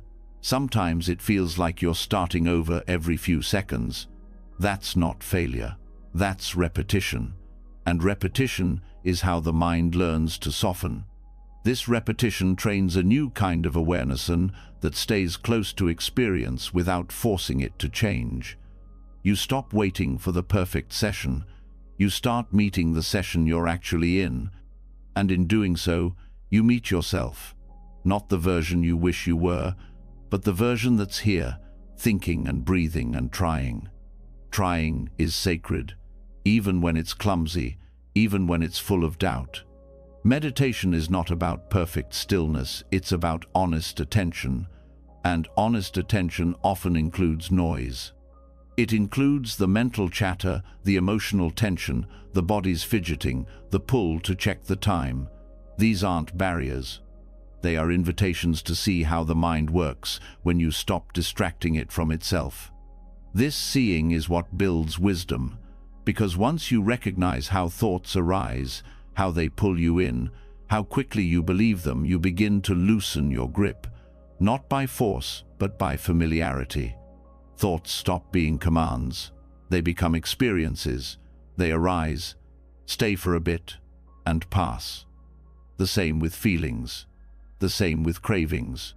You start to see their shape, and you realize you don't have to follow everyone. But that recognition comes only through practice, and not just the peaceful kind, the distracted kind, the impatient kind. The sessions where everything feels off. These are the ones that build resilience. They teach you how to stay, not because staying feels good, but because staying reveals something deeper than comfort presence. Presence doesn't mean perfect focus. It means being real. It means including what's happening without turning away. So, if your mind is noisy, be with that. If your body is restless, notice it. If your emotions are raw, feel them. Not to fix, but to witness. To let the mess exist without making it wrong. This witnessing changes your nervous system. Slowly, over time, it teaches your body that it can remain safe in the face of discomfort, that it doesn't have to escape every unpleasant sensation. That awareness can hold more than you thought. The practice becomes a container not to shut things out, but to hold everything in. That holding creates space, not the space of silence, but the space of non-reactivity, the space where you feel a thought arise but don't chase it, where you notice an itch but wait a moment before scratching, where you experience anxiety and still choose to stay. This space is not dramatic, but it's powerful. It's where freedom starts to form. Freedom from needing to feel calm in order to meditate. Freedom from the pressure to perform your practice. Freedom from judging every session as good or bad.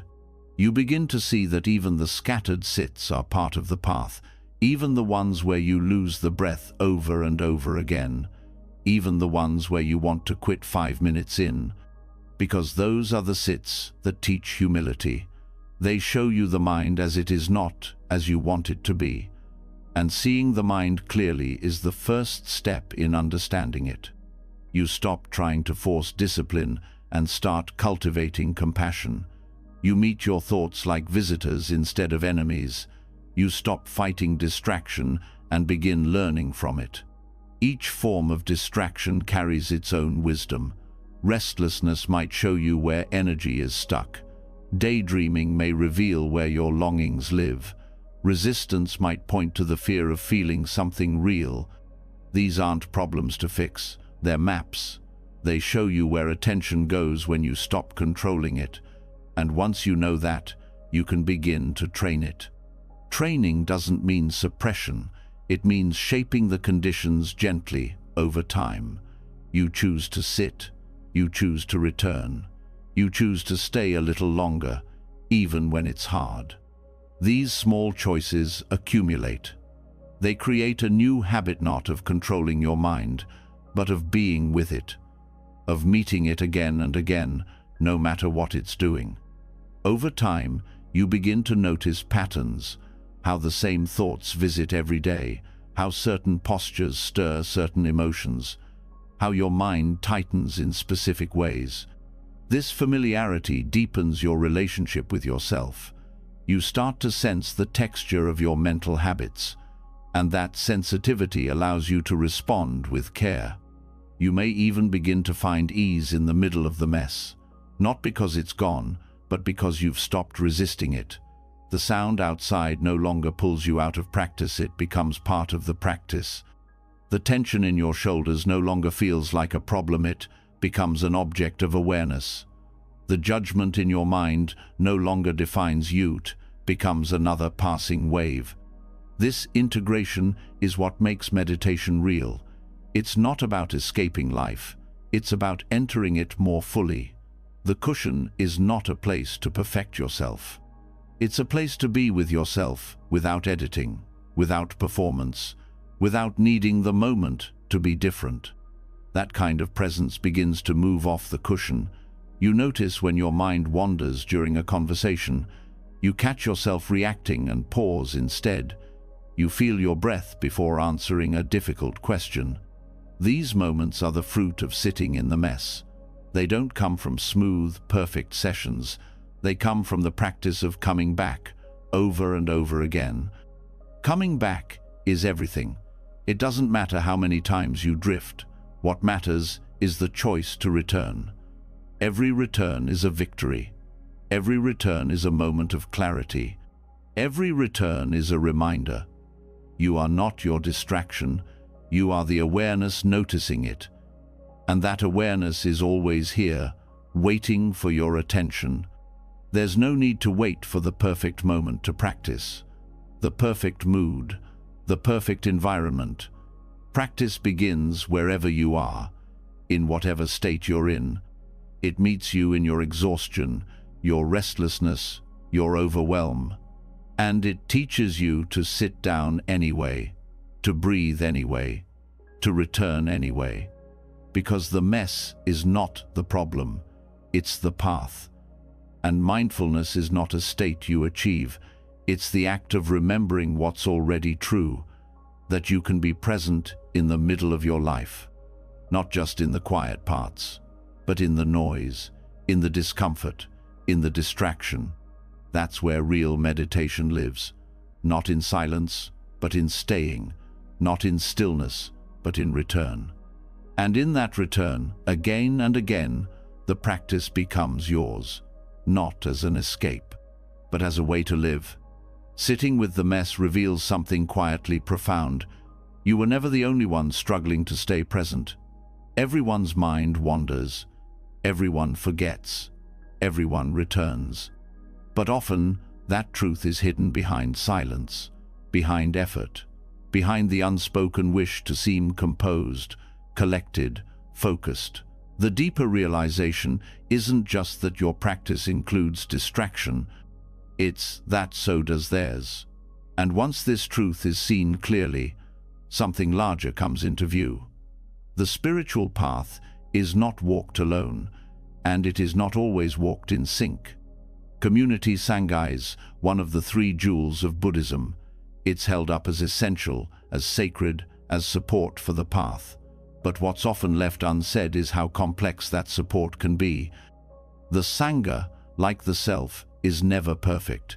It's made of people who have fears, projections, misunderstandings.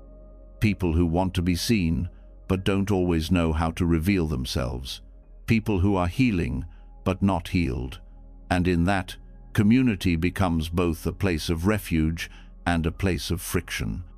There's an expectation sometimes that spiritual communities should be models of harmony, that everyone should communicate clearly, hold space effortlessly, resolve tension with compassion.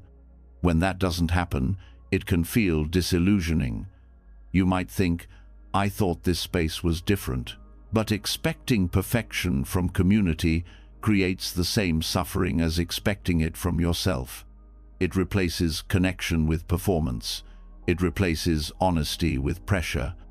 Real community isn't built by avoiding conflict. It's built by how you move through it. It's built by truth-telling, by being seen in your confusion, your insecurity, your grief. It's built when someone says, "I don't know how to hold this," and no one turns away. That kind of space can't be created through rules or rituals alone. It's shaped through shared courage, the courage to let others see the cracks. Cracks in a sangha aren't signs of failure. They're signs of reality, signs that people are showing up as they are, and those cracks can become openings, places where deeper trust is formed. But only if the group is willing to stay with what's real, not just what's pleasant. This staying is hard. It means sitting in discomfort together, naming tension without assigning blame, listening without rushing to fix. It means letting go of the idea that agreement is always possible or necessary. Sometimes the most powerful act is not solving, but witnessing, holding space without needing resolution, letting silence be part of the conversation. In many sanghas, silence is used well during meditation, but when it comes to interpersonal friction, silence can also become a shield, a way to avoid discomfort, a way to keep things looking peaceful on the surface while pain simmers underneath. But peace without honesty isn't peace, it's pressure. It disconnects rather than binds. To create real connection, someone has to go first. Someone has to speak the thing no one wants to say. To name the feeling others are also carrying. To say, "I feel left out," or "I feel unseen," or "that moment hurt." Not to accuse, not to attack, but to reveal. Vulnerability becomes the doorway. When it's walked through with care, it invites others to meet you there. And when that invitation is accepted, something shifts. People stop holding their breath. They stop pretending. They start relating from the ground instead of the mask. And that ground, however, Shakis, where true sangha is built. Not through shared perfection, but through mutual imperfection. This kind of connection does not require agreement. It requires presence. It requires the willingness to stay open even when emotions run high. It requires the humility to say, "I might be wrong, but this is what I feel." And the generosity to say, "You don't need to be perfect for me to care about you." The teachings support this. The Buddha said the Sangha should be a field of merit, not because everyone behaves ideally, but because the intention is rooted in truth. Even monastics had conflict. Even long-time practitioners struggled with pride, jealousy, doubt. But what made the community strong was not the absence of these things. It was the ability to stay in relationship with them. Relationship means recognizing that every person brings their own history into the room, their own conditioning, their own triggers. What looks like overreaction may be an old wound. What sounds like detachment may be self-protection. When these things are left unspoken, the community stays shallow. When they're named with compassion, it deepens.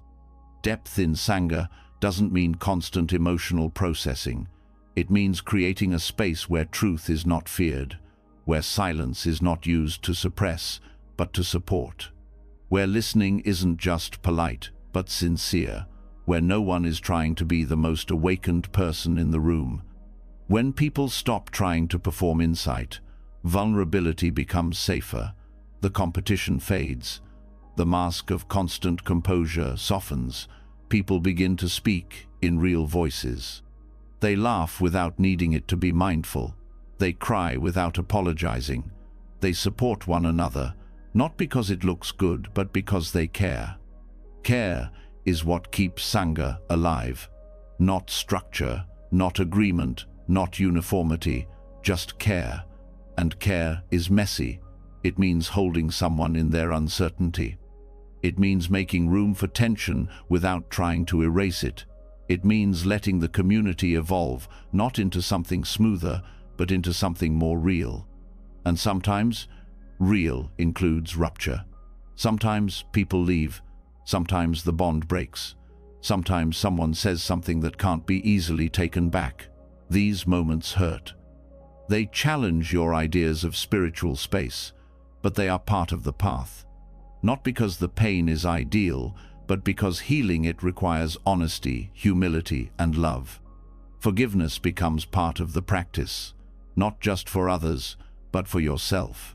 You forgive yourself for missing the mark, for speaking out of turn, for needing more than you thought you should. You forgive others for not reading your mind, for not being more skillful, for carrying their own weight. Forgiveness doesn't erase responsibility, it rehumanizes it. Humanness is what makes community sacred. Not wisdom alone, not experience, but the willingness to sit in a room together and say, "This is who I am, and I'm still learning." That humility opens hearts. It invites trust. It tells people they don't have to be anywhere but here. Here, with the crack in the circle. Here, with the unresolved question. Here, with the tension that hasn't softened yet. Because here is enough if it's met with honesty, if it's held with care. If the people in the room are willing to look at one another and say, "Let's keep trying." Trying is the real glue. It's not the vows or the teachings or the structure. It's the effort to return, to apologize, to listen again, to make space when it's hard, to say thank you, to stay connected even when it feels easier to pull away. Sangha, like practice, is not clean. It's not always quiet. But it is powerful. It is healing. It teaches you that your path is not yours alone. It's walked with others, in fits and starts, in harmony and in conflict. And every moment you choose presence over avoidance, truth over performance, care over image, that path becomes more real. And real is enough. More than enough. Because in real, there is room for everyone. Real community is built not from polished truths, but from the willingness to stay open even when things feel unresolved. That same willingness lives in the teachings themselves. Not all Buddhist texts are complete. Not every sutra arrives with a neat conclusion or clear instruction. Some are fragmented, some are apocryphal, some end mid-thought. And rather than being flaws, these gaps carry their own wisdom. They show us that truth is not always something to finish. Sometimes it's something to live into. The idea that wisdom must be polished is a habit of the modern mind. We look for systems that are tidy, teachings that are definitive, answers that explain everything. But the Dharma never promised to be that.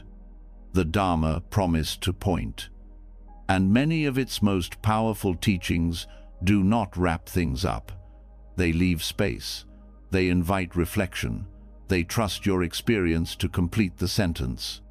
In Buddhist history, some texts were lost, others altered, others deliberately left incomplete.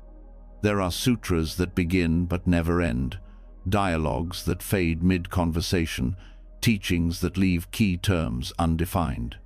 Some of these texts were passed down through oral tradition and evolved as they moved. Others were discovered in pieces, preserved by time and sand, rediscovered centuries later with missing lines and open meanings. And yet, they're still studied, still respected, still included in the path. Why? Because what matters is not the finish. What matters is the invitation. An unfinished sutra doesn't ask you to memorize it. It asks you to keep listening, to explore the silence after the last word, to see that your life is part of the continuation. That truth is not static, it's unfolding. This unfolding mirrors your own practice.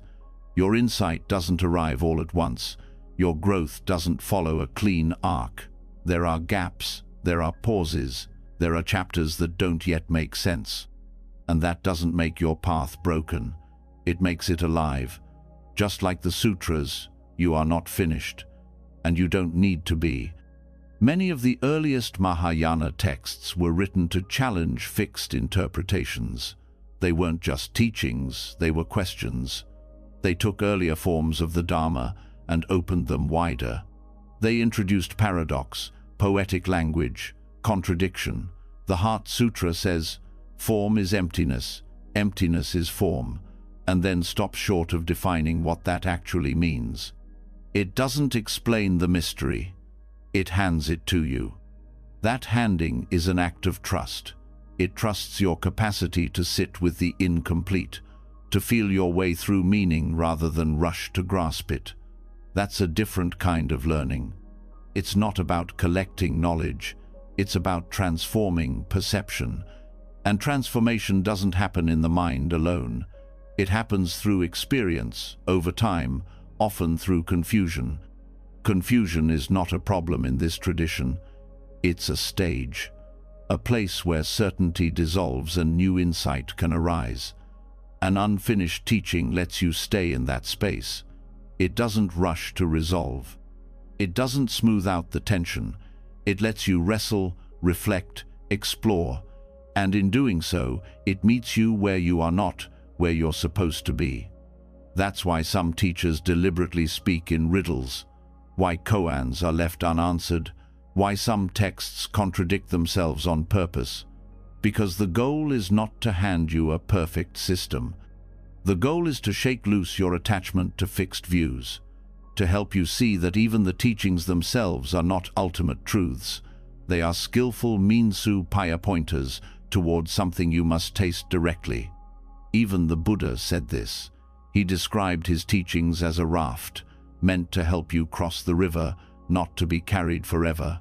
If the raft itself becomes a burden, it no longer serves. The same applies to the sutras. They are tools, not trophies, not prisons of philosophy, just words pointing beyond themselves. And sometimes words stop. That stopping is not a failure. It's a doorway. The gaps in a text are the places where your own awareness is invited to enter. You're asked not just to listen, but to participate, to complete the thought with your living, to carry the teaching into the parts of your life where words don't reach. This participation is what makes the Dharma a living path. It's not preserved in stone. It's not fixed in time. It evolves. It adapts. It finds voice in new languages, new cultures, new forms. It welcomes reinterpretation, and each reinterpretation brings something fresh, not because the old teachings were wrong, but because truth keeps expressing itself through new conditions. So when you read a sutra and feel confused, that confusion is part of the path. When you encounter a gap in the teaching and feel disoriented, that disorientation is the beginning of insight. It's a reminder that the Dharma is not about answers. It's about awareness. And awareness does not demand that everything be complete. It doesn't need closure to be steady. It can rest in openness. It can stay present in the middle of a sentence. It can hold silence without rushing to fill it. This is where the perfection of the incomplete becomes clear. The teachings that leave room are the ones that stay alive in you. They ask questions long after the page is turned. They echo in your daily choices. They grow as you grow. They do not age, because they are not locked in form. When a text ends abruptly or leaves a phrase unexplained, it mirrors your own inner work. Your story, too, is unfinished. Your healing, your understanding, your letting go, all moves in spirals, not straight lines. The Incomplete Sutra teaches you to stay with that process, to not rush it, to not force clarity where there is none yet. It also teaches humility. You stop expecting to master the teachings. You start realizing that the teachings are mastering you through repetition, through doubt, through continued return. You start to feel reverence not for perfect knowledge, but for the willingness to keep looking, to keep learning, to let the teachings change shape as your life changes shape. This kind of humility also changes how you relate to others. You stop needing people to speak clearly all the time. You stop demanding resolution from every conversation. You allow pauses. You hold space for contradiction. You stop needing to explain everything. You let silence be part of relationship, part of intimacy, part of trust. Trust grows in the space between answers. When someone says, "I don't know," and you stay with them anyway. When a question lingers, and you don't rush to solve it. When you let others be a work in progress, just like the texts, just like you. And this shared imperfection creates deeper belonging, because it removes the pressure to perform insight. It invites everyone to bring their unfinished questions, their half-formed thoughts, their uncertain steps. And that kind of community is powerful. It's real. It's grounded in practice, not pretense. The unfinished sutra becomes a metaphor for how we hold all things our lives, our work, our healing, our love. We stop asking for finality. We start allowing mystery. We learn to carry the question with care, to live inside the unfolding, to let truth arrive in its own time. And in this arrival, the heart softens. It doesn't need to be right. It doesn't need to know. It just needs to be here, awake, willing. Willing to read a sentence that doesn't end and stay with what follows. Willing to receive a teaching without holding it too tightly. Willing to live a life that is not tidy but true. Because the truth doesn't always come in full paragraphs. Sometimes it lives in the spaces between. When we learn to live inside the incomplete, we stop asking everything to resolve. We begin to trust that meaning doesn't always need to be packaged, that some truths grow in silence. But the path doesn't only ask us to stay with what's unfinished, it also asks us to turn toward what we've been taught to reject. The parts of life that feel too much, too strange, too uncomfortable. In Vajrayana Buddhism, these are not obstacles. They are gateways. They are the material of transformation. And the practice is not to avoid them, but to go directly in. Vajrayana, the tantric path of Buddhism, does not separate the sacred from the profane. It looks directly at what others fear and says, this too is part of awakening.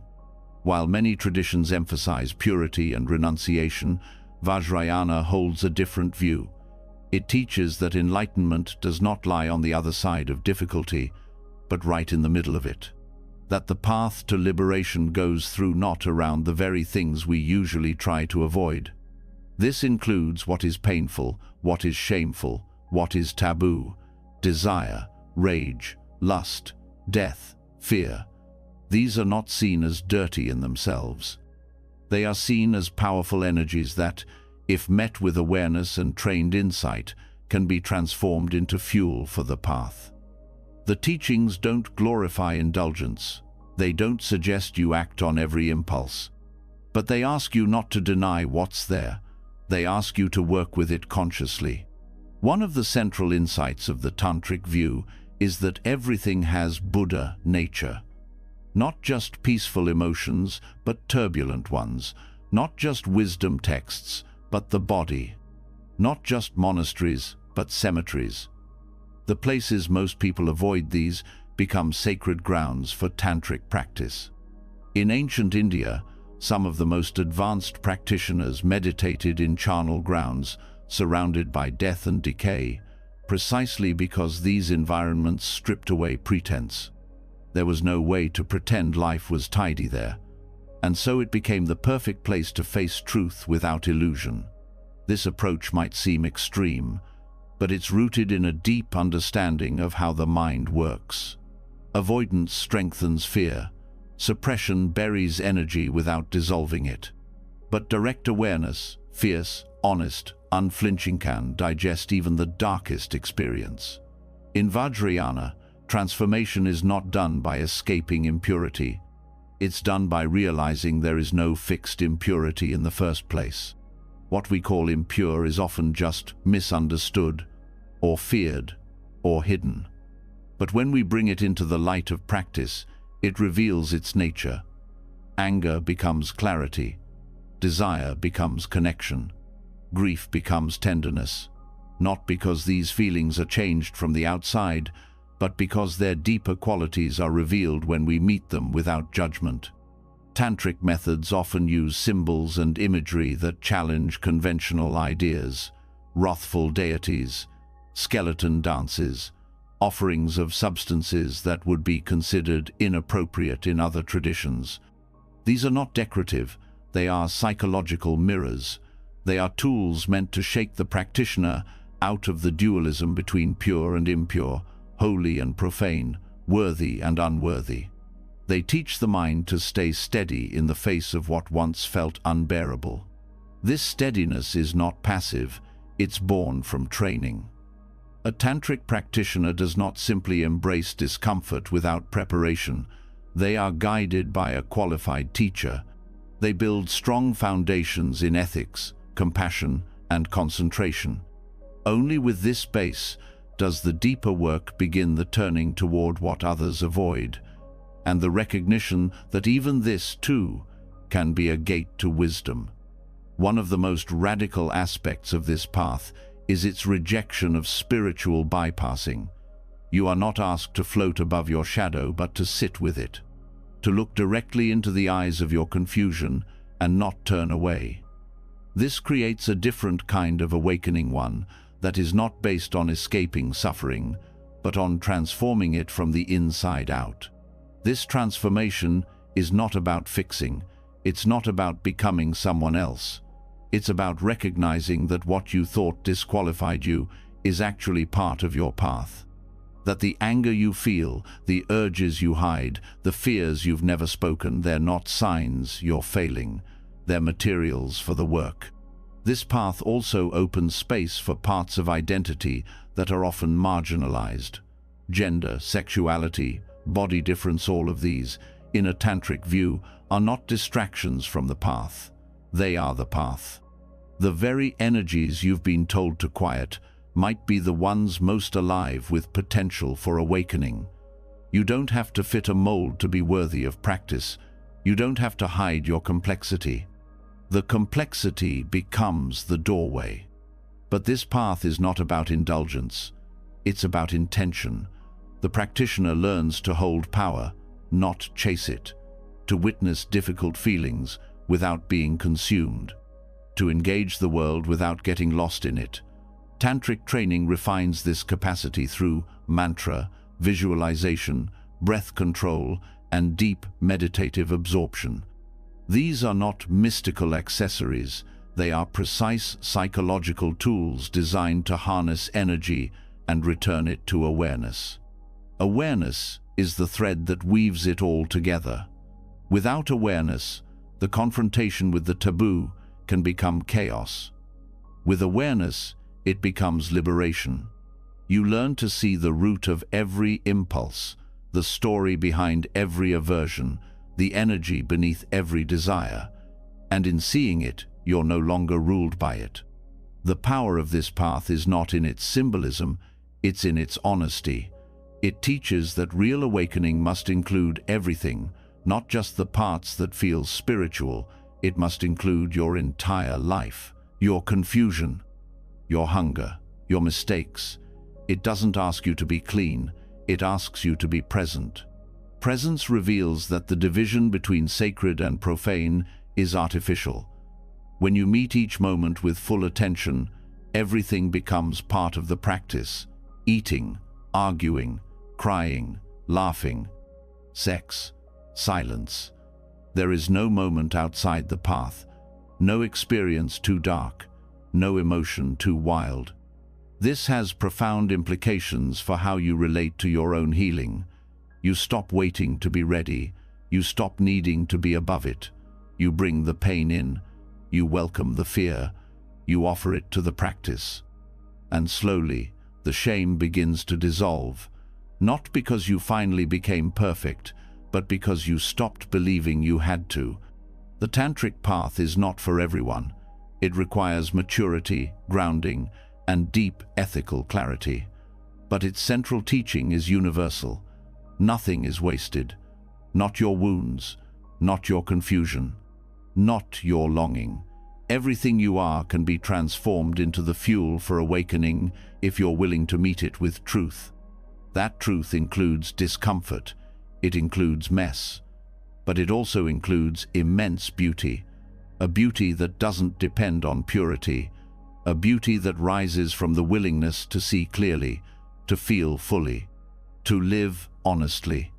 In a world that teaches you to hide what hurts, this path asks you to look again, to look deeper, to ask what's really there beneath the label, beneath the story, beneath the fear. What you find might shake you, but it might also free you, because when you walk straight into what you once avoided, you stop being afraid of yourself. And when that fear dissolves, there's room to see what was there all along. Not just shadow, but sacred fire. Facing what you were taught to avoid doesn't just bring clarity, it brings a new kind of softness. You start to see that transformation isn't about polishing every flaw, it's about staying close to what's real, even when it's rough. But there's still a quiet pressure that often remains. The idea that you need to figure it all out in this one lifetime, that you have to heal everything now, that this version of you is your only chance to get it right. That pressure can feel like urgency. It can sound like failure. But Buddhist wisdom offers something far more spacious. The teachings on rebirth are not there to frighten, they're there to open time, to show you that your life is not a one-time test with a pass or fail outcome. It's part of something ongoing, a flow of causes and effects, shaped by intention and action, but never frozen in place. The point is not to be perfect now. The point is to live in a way that plants good seeds without needing to see the harvest today. In this view, what you're working with right now, your patterns, your fears, your habits, is not a sign of what's wrong with you. It's part of the natural unfolding of karma. Karma here doesn't mean punishment. It means momentum. It means energy shaped by previous choices, carried forward, always in motion. Your present state is not a verdict. It's a condition. And conditions can be changed not all at once, but gradually, through awareness, patience, and effort. That change is never wasted, even if it feels slow, even if no one else sees it, even if you don't fully feel its effects yet. In this life, you may begin something you don't finish. You may try to shift a deep pattern, only to fall back into it. You may start to open your heart, only to find it closing again. But none of that is failure.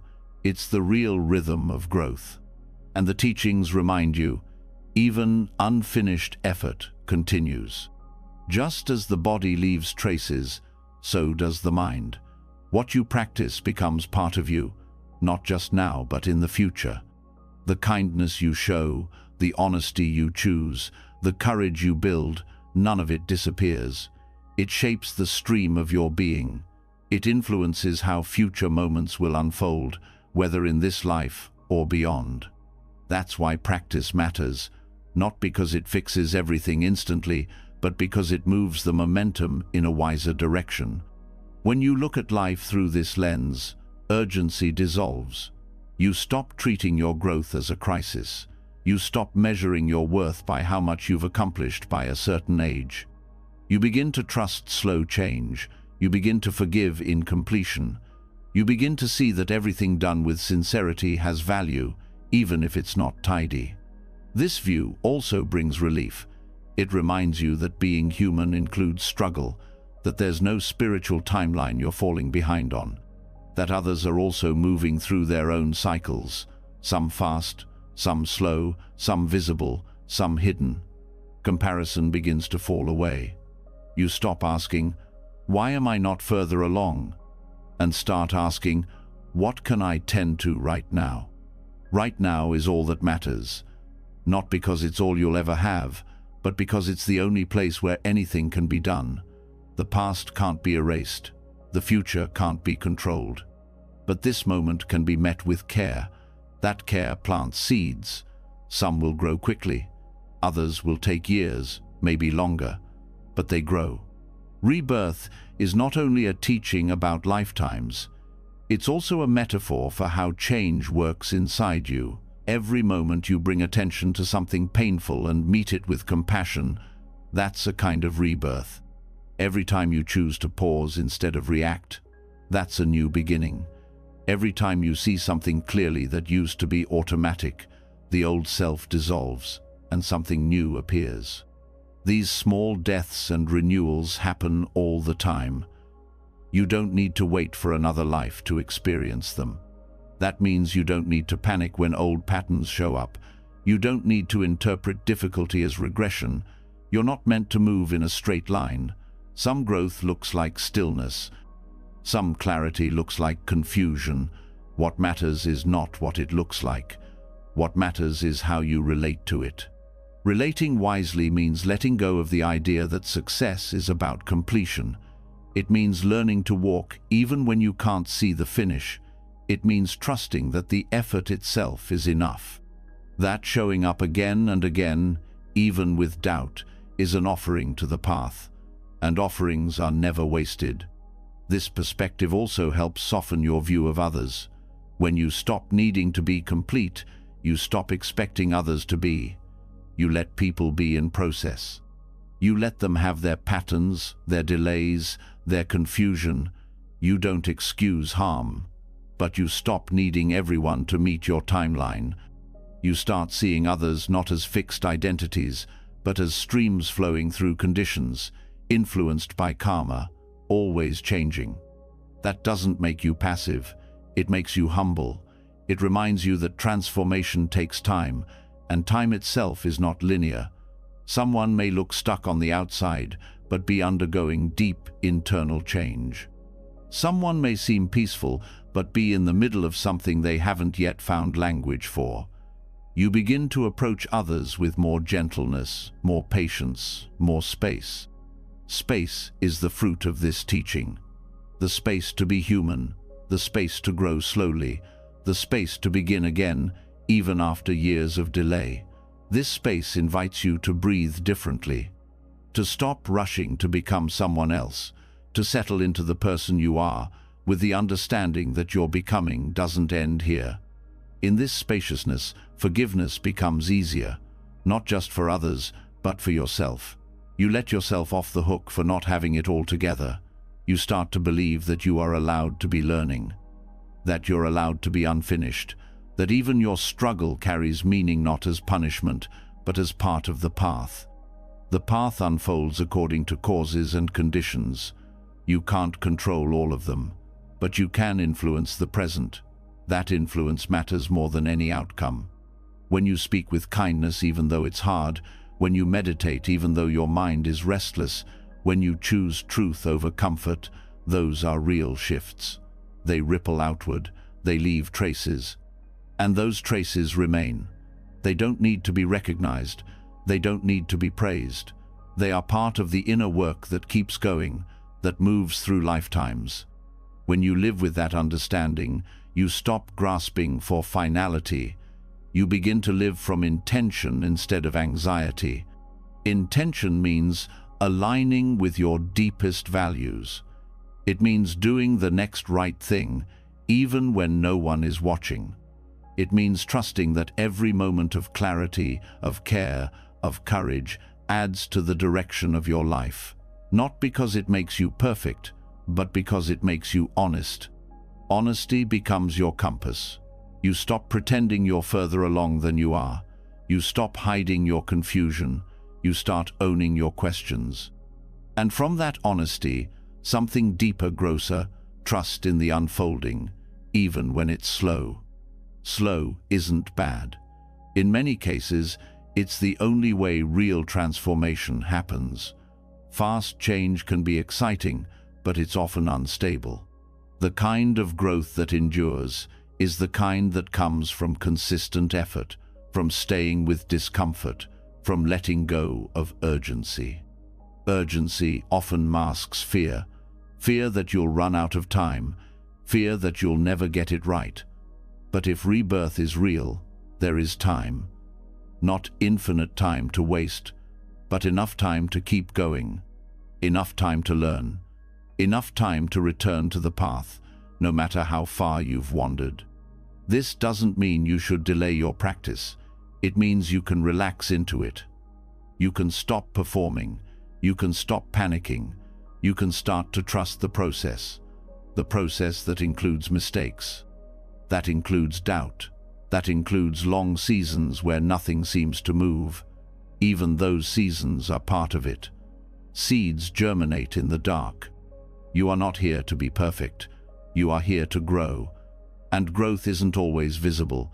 Sometimes it happens underground, in the quiet work of healing, forgiving, remembering. Sometimes it's only visible later, when the conditions ripen, but it's still happening. So let your practice be rooted in patience.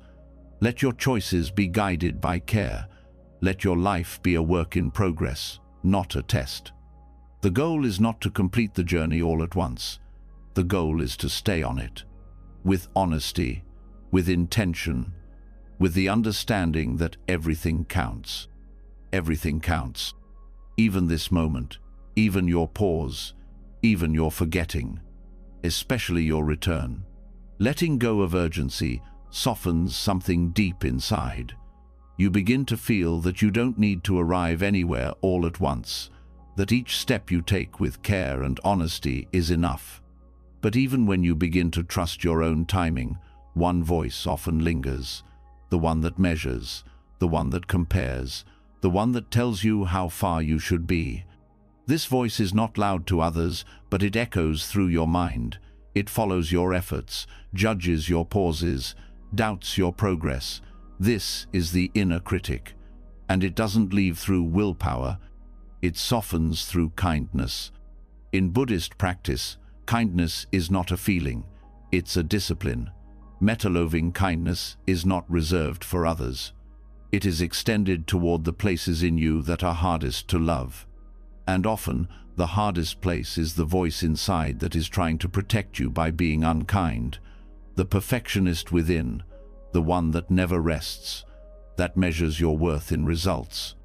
That speaks in should and not enough and why haven't you? This voice believes it is helping, but it doesn't understand the harm it causes. Applying metta to this voice does not mean agreeing with it. It means seeing it clearly, understanding where it came from, meeting it with patience, not resistance. The inner critic is often formed early. It's shaped by experiences of shame, of pressure, of not feeling safe to simply be. It mimics voices you once heard or absorbed. It becomes your own, not because you chose it, but because it felt familiar, and then it grows. It becomes a pattern so close to you that you stop questioning it. But the Dharma teaches that patterns are not permanent. They are conditioned. They arise based on causes, and they can change through different conditions. Metta is one of those conditions. When practiced with honesty, it can interrupt even the deepest inner habits.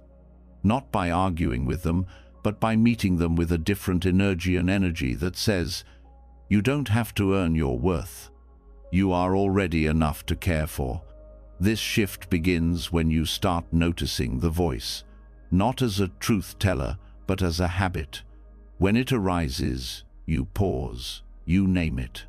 You say, here you are again. You don't fight it, you also don't believe it. You hold it like you'd hold a frightened child, because often that's what it is. A part of you that learned fear early and thought that harshness was the way to survive. This does not mean you become passive. Kindness is not weakness, it's strength in another form. It's the strength to stay present with your pain without making it worse. It's the strength to speak to yourself as you would to someone you love. To replace the inner commentary of criticism with phrases that are gentle, steady, real. You don't have to fake sweetness. You don't have to cover pain with positive thinking. Metta isn't about pretending. It's about truthfulness. It's about saying, this is hard, and I choose to meet it with care. This is painful, and I choose to stay soft. This voice is hurting me, and I will not turn against myself in response. Sometimes the practice is as simple as breathing and saying quietly, may I be kind to myself in this moment, or may I meet this pain with gentleness, or even, may I forgive myself for believing I had to be perfect. These are not magical words. They are reminders, they are seeds, and like any seed, they take time to grow. The inner critic will not disappear overnight, but it will change. It becomes less convincing, less sharp, less constant. It begins to lose its grip when you stop feeding it with agreement, when you stop answering it with shame, when you meet it with the quiet firmness of metta. Something begins to shift. You stop being the one who judges yourself and become the one who cares for the one who is judged. This shift creates space. Space to rest. Space to not do everything perfectly. Space to be human, not as a flaw, but as your ground of practice. You begin to trust that your value does not come from performance, that your worth is not something you achieve, but something you recognize. Again and again, in the way you return to the breath, in the way you meet yourself after forgetting. And when you forget, as you will, the practice is to begin again, not with punishment, but with care. The critic will say, "You've failed." Metta will say, "This is the moment to begin again." You choose which voice to strengthen, and each time you choose kindness, even when it's hard, even when it feels unnatural, you change the structure of your inner life. Neuroscience supports this. The brain changes through repetition. Habits of thought form grooves. But new grooves can be made. They don't require force. They require consistency. Each time you pause the critic and bring in kindness, you form a new connection. Over time, the new path becomes clearer. The old voice becomes background, still present, but no longer in control. This also changes how you relate to others. When your inner voice softens, your outer voice does too. You stop demanding perfection in others because you no longer require it from yourself. You become more forgiving, more present, more able to see others as works in progress, just like you. And this softens community. It builds trust. It invites deeper connection. Metta is not always comfortable. It brings you face to face with the ways you've hurt yourself, with the things you've believed, with the things you've said to yourself in secret. But that discomfort is part of the healing. It's the beginning of liberation, not from imperfection, but from the illusion that you need to be anything other than what you are to be worthy of care. The practice of metta begins with intention. You don't have to feel loving to begin. You only have to want to turn toward love. Even a small shift in tone and breath of gentleness can start the process. You sit, you breathe, you say, "May I be well," and you say it again, even if you don't believe it yet. Eventually, belief follows practice. The heart begins to recognize its own softness. You begin to trust your ability to be with yourself, not as a judge, but as a friend. And that friendship becomes the ground of your spiritual life, not because it fixes everything, but because it changes the way you relate to everything. The critic will still speak, but you will listen differently. You will recognize its tone, you will know its history, and you will choose to respond with something older, deeper, more true. You will say, "Thank you for trying to protect me, but I no longer need to be perfect. I just need to be here. And here is enough." Here is where healing begins. Again and again, breath by breath, word by word, softly, steadily, with love. The moment you stop fighting yourself, something in your heart begins to relax. When you meet the inner critic with compassion instead of resistance, you start to uncover a quiet strength, not the strength of control, but of connection. But just as important as how you treat yourself is how you respond to the imperfection you see in others. Because no matter how gentle you become with your own inner world, life will continue to present you with people who forget, who fail, who act from fear. And here, your practice takes on a new shape. It's easy to speak of interdependence as a philosophical idea. It's harder to live it in the middle of daily life, especially when someone else's behavior feels careless or unkind. Yet Buddhism teaches that no one exists independently. No one is truly separate from the causes and conditions that shape them, and that includes the people who frustrate or disappoint you. That includes those who challenge your values or trigger your pain. Seeing this is not a way of excusing harm. It's a path to understanding and ultimately to liberation.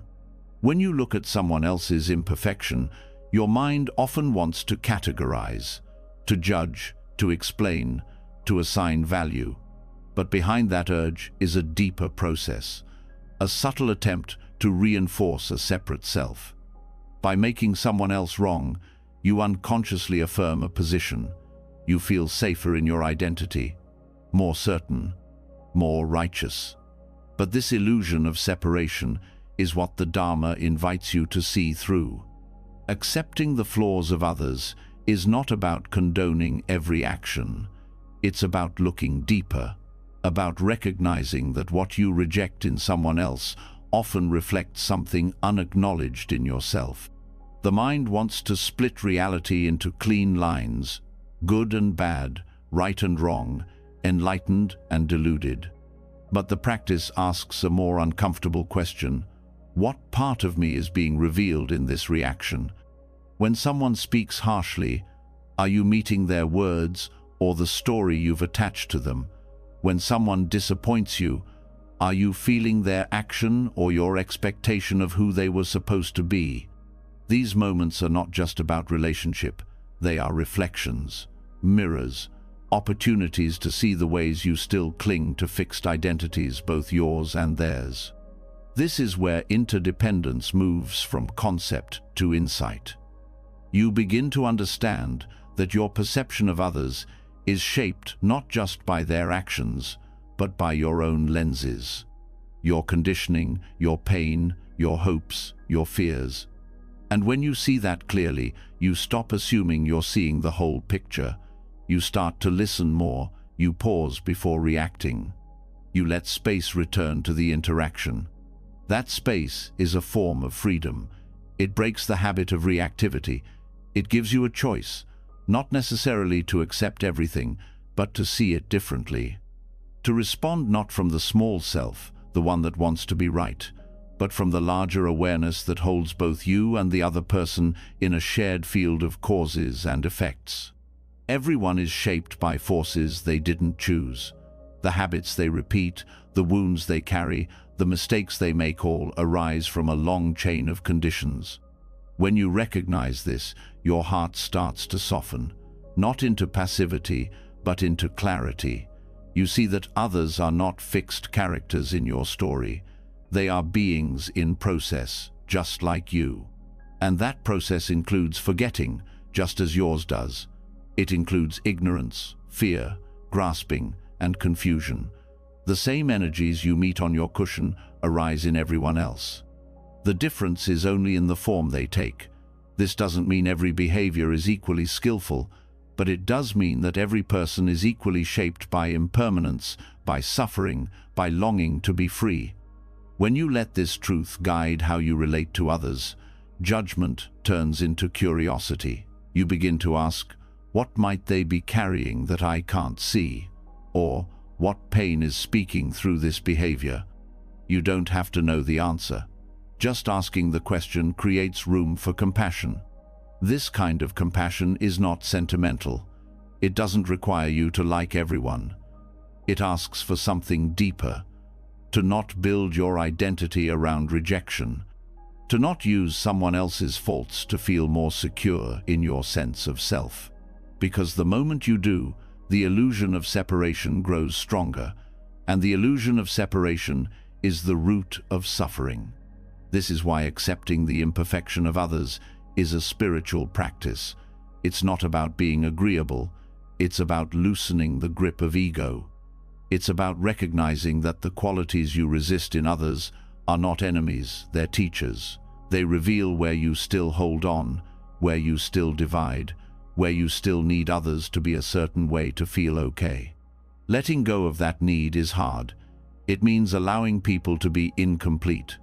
It means accepting that someone may never say what you want to hear, may never understand your perspective, may never change in the way you hoped, and still they are part of your world, part of your experience, part of your practice.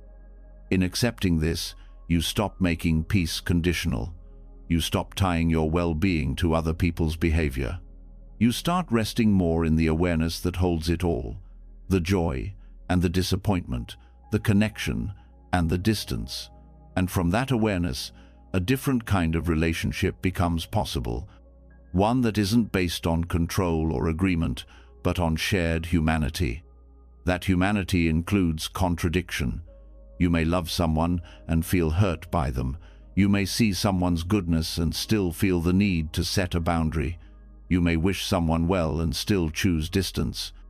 These complexities are not problems to solve. They are realities to include. And when you include them, you stop waiting for others to be different before you can feel whole. This wholeness doesn't come from fixing people.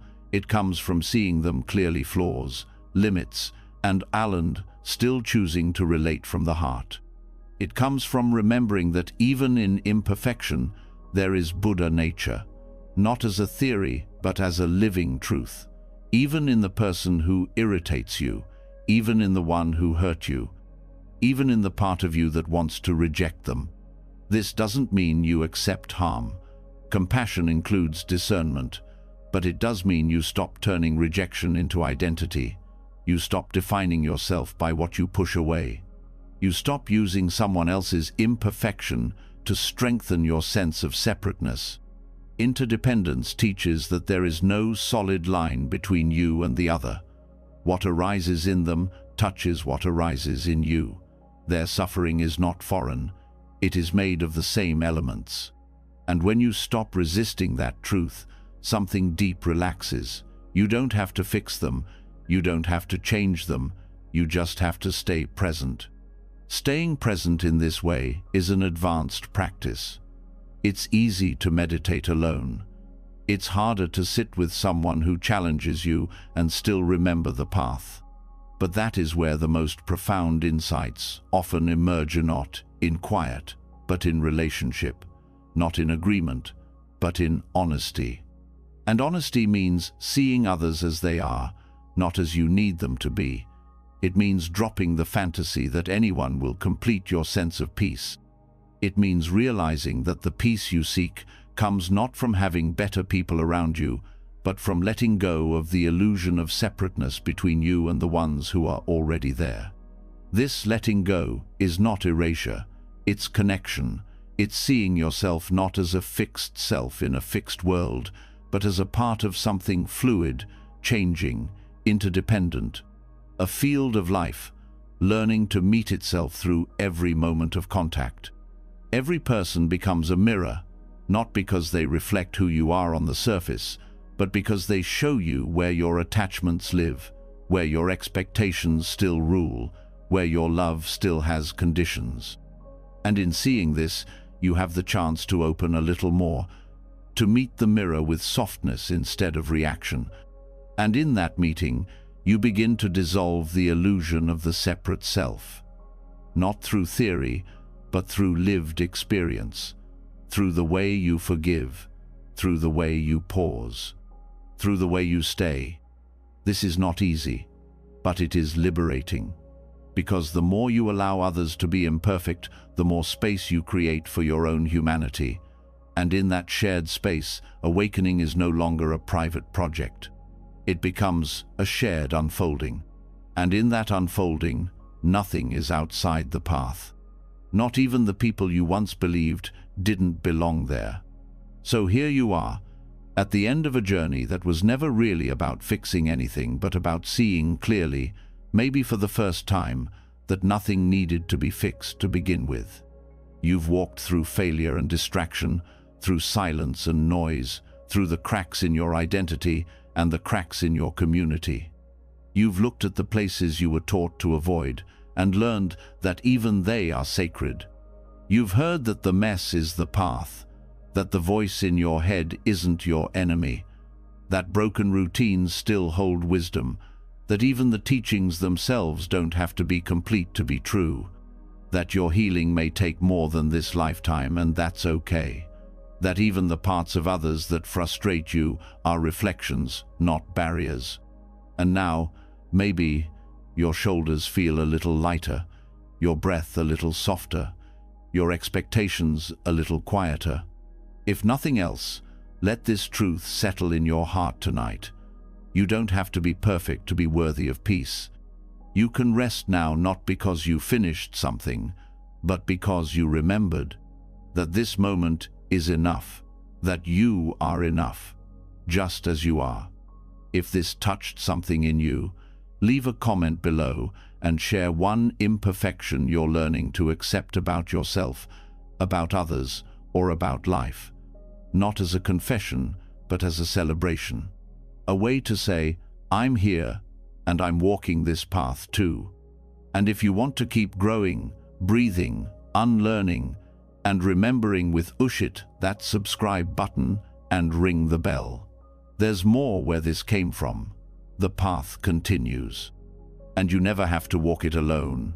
Until next time, sleep deeply, live gently, and keep returning.